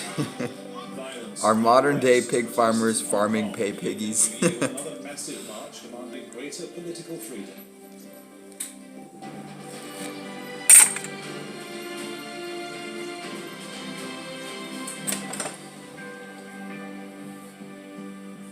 Supporters and members of an Iran-backed group have withdrawn from the US Embassy compound in the Iraqi capital Baghdad after a 2-day siege of America's biggest diplomatic mission.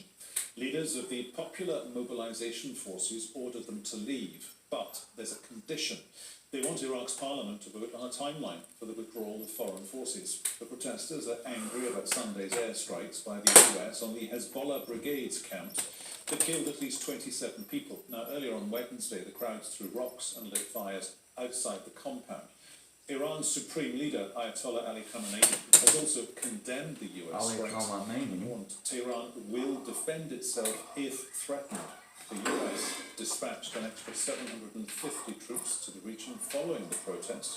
Sounds like they dropped something on the set there. Retaliate against Iran, but said later he didn't want a war. Simona 14 begins our coverage with this report from Baghdad. They left just as they had arrived Jesus a day Christ. earlier, determined and angry, but also pleased that they had managed to deliver a message to the US. Supporters of the Iranian-backed Popular Mobilization Forces, who had defied the Prime Minister's orders to withdraw just a day before, now heeded the call of their leaders. While some dismantled tents and ferried away supplies used to camp the night out, the more defiant ones staged a final showdown in front of the embassy gates, burning tires and flags to the sounds of anthems. Get out from our country. We don't need America. We can't protect ourselves. We have more than 2 million. We can protect ourselves. Get out. Who killed ISIS? Who defend them country? The attack on the US embassy was sparked by the latest US strikes against Hezbollah brigades, which is part of the Popular Mobilization Forces. The majority of the crowd consisted of its members and supporters, but some here say they were also driven by what they perceive as an unjust American policy in the region. This is my land, and if you want to stay here, you must understand all rights.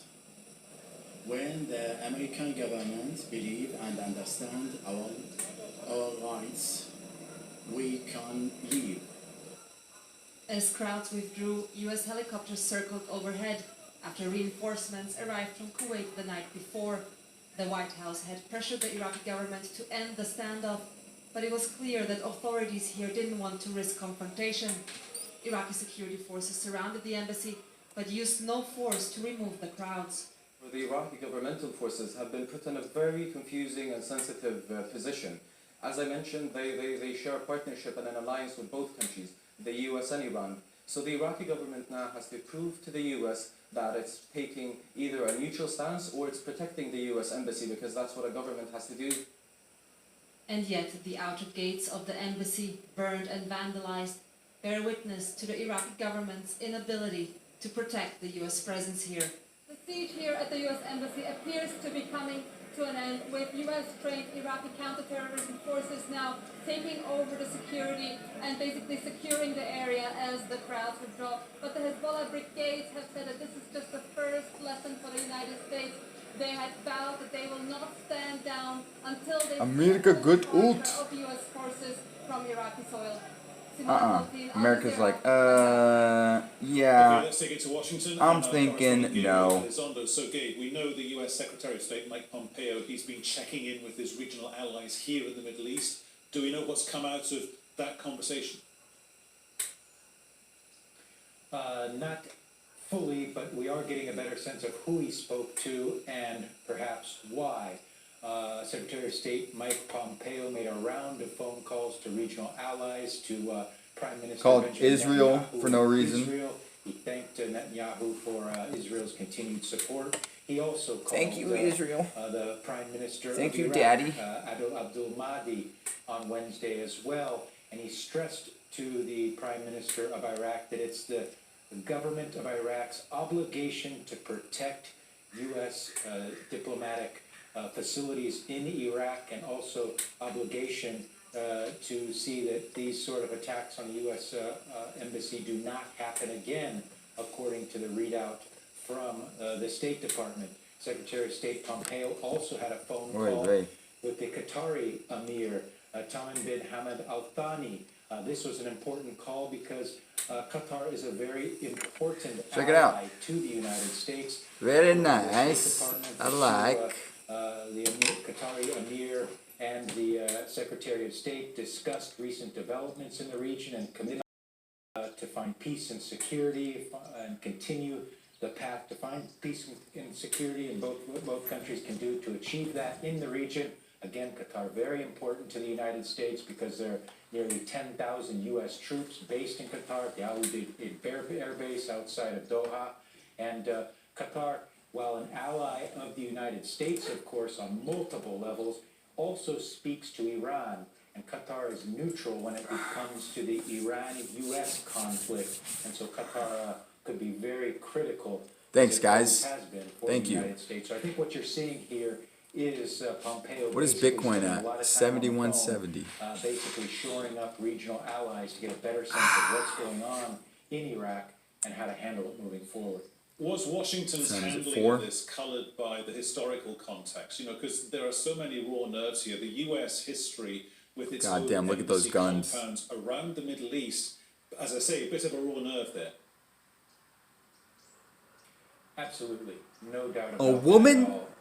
What you saw over 40 years ago, of course, was the U.S. Embassy. Look at that G.I. Jane bitch strutting along. Many years ago. It was a long time ago, over 4 decades ago, but though that is still very raw, those images of U.S. helicopters pulling diplomats off the roof of the embassy there in Tehran, those are very images that are still very man, all right. in the I might go, people here in Washington. what's your 2020 Bitcoin prediction? The U.S. ambassador to Libya killed on the diplomatic mission. I could give you guys a little quick rundown on that. If you go, you look up the stock to flow model of Bitcoin.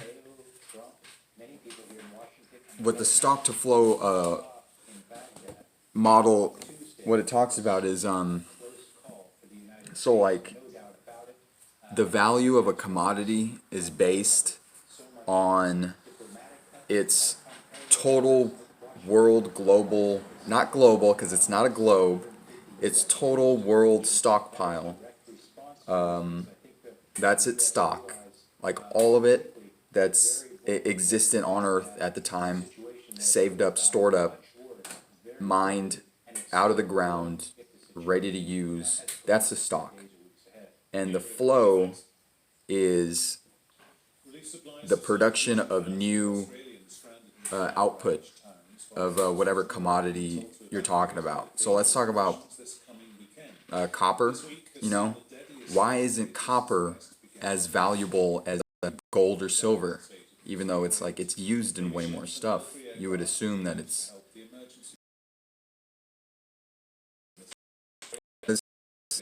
the total production every year.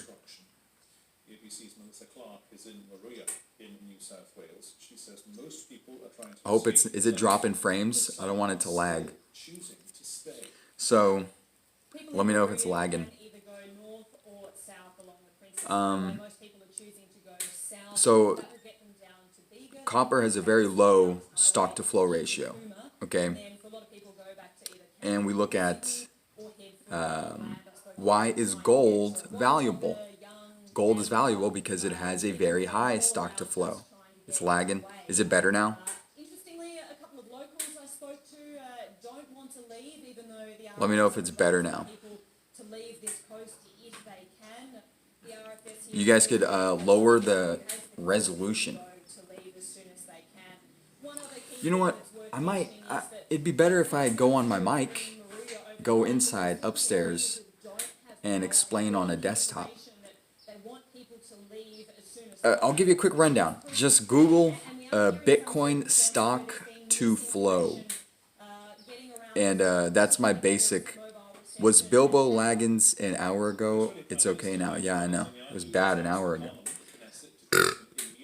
If you don't want to wait for me to go upstairs and go on a desktop stream, Google Bitcoin stock to flow.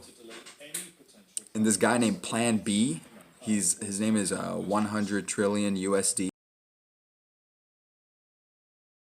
Quant. He works for a hedge fund, and he graphed Bitcoin. You'll wait for me? All right, I'll explain it. I'm thinking it's going to 100K, all right, in 2020, and it's only 7K currently. So I know the plan B.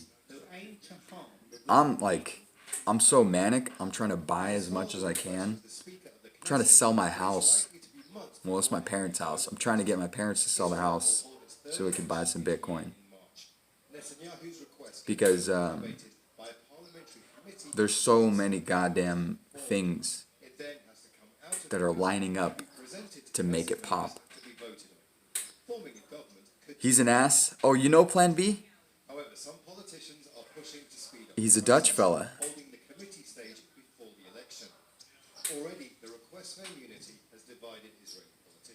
He's done a few podcasts. Seems like a nice guy. The Halvening. Look into the Halvening. So every 10 minutes, a Bitcoin miner mines a block, and they get a block reward. That's how Bitcoin are distributed. And every 4 years, that reward gets cut in half. And then the miners are forced to fucking charge more for the coins because they're only getting half as much for just as much work. Girls out here eat Plan B like crazy, like candy. Yeah, I've had to buy a few of those Plan B fucking pills. Not good.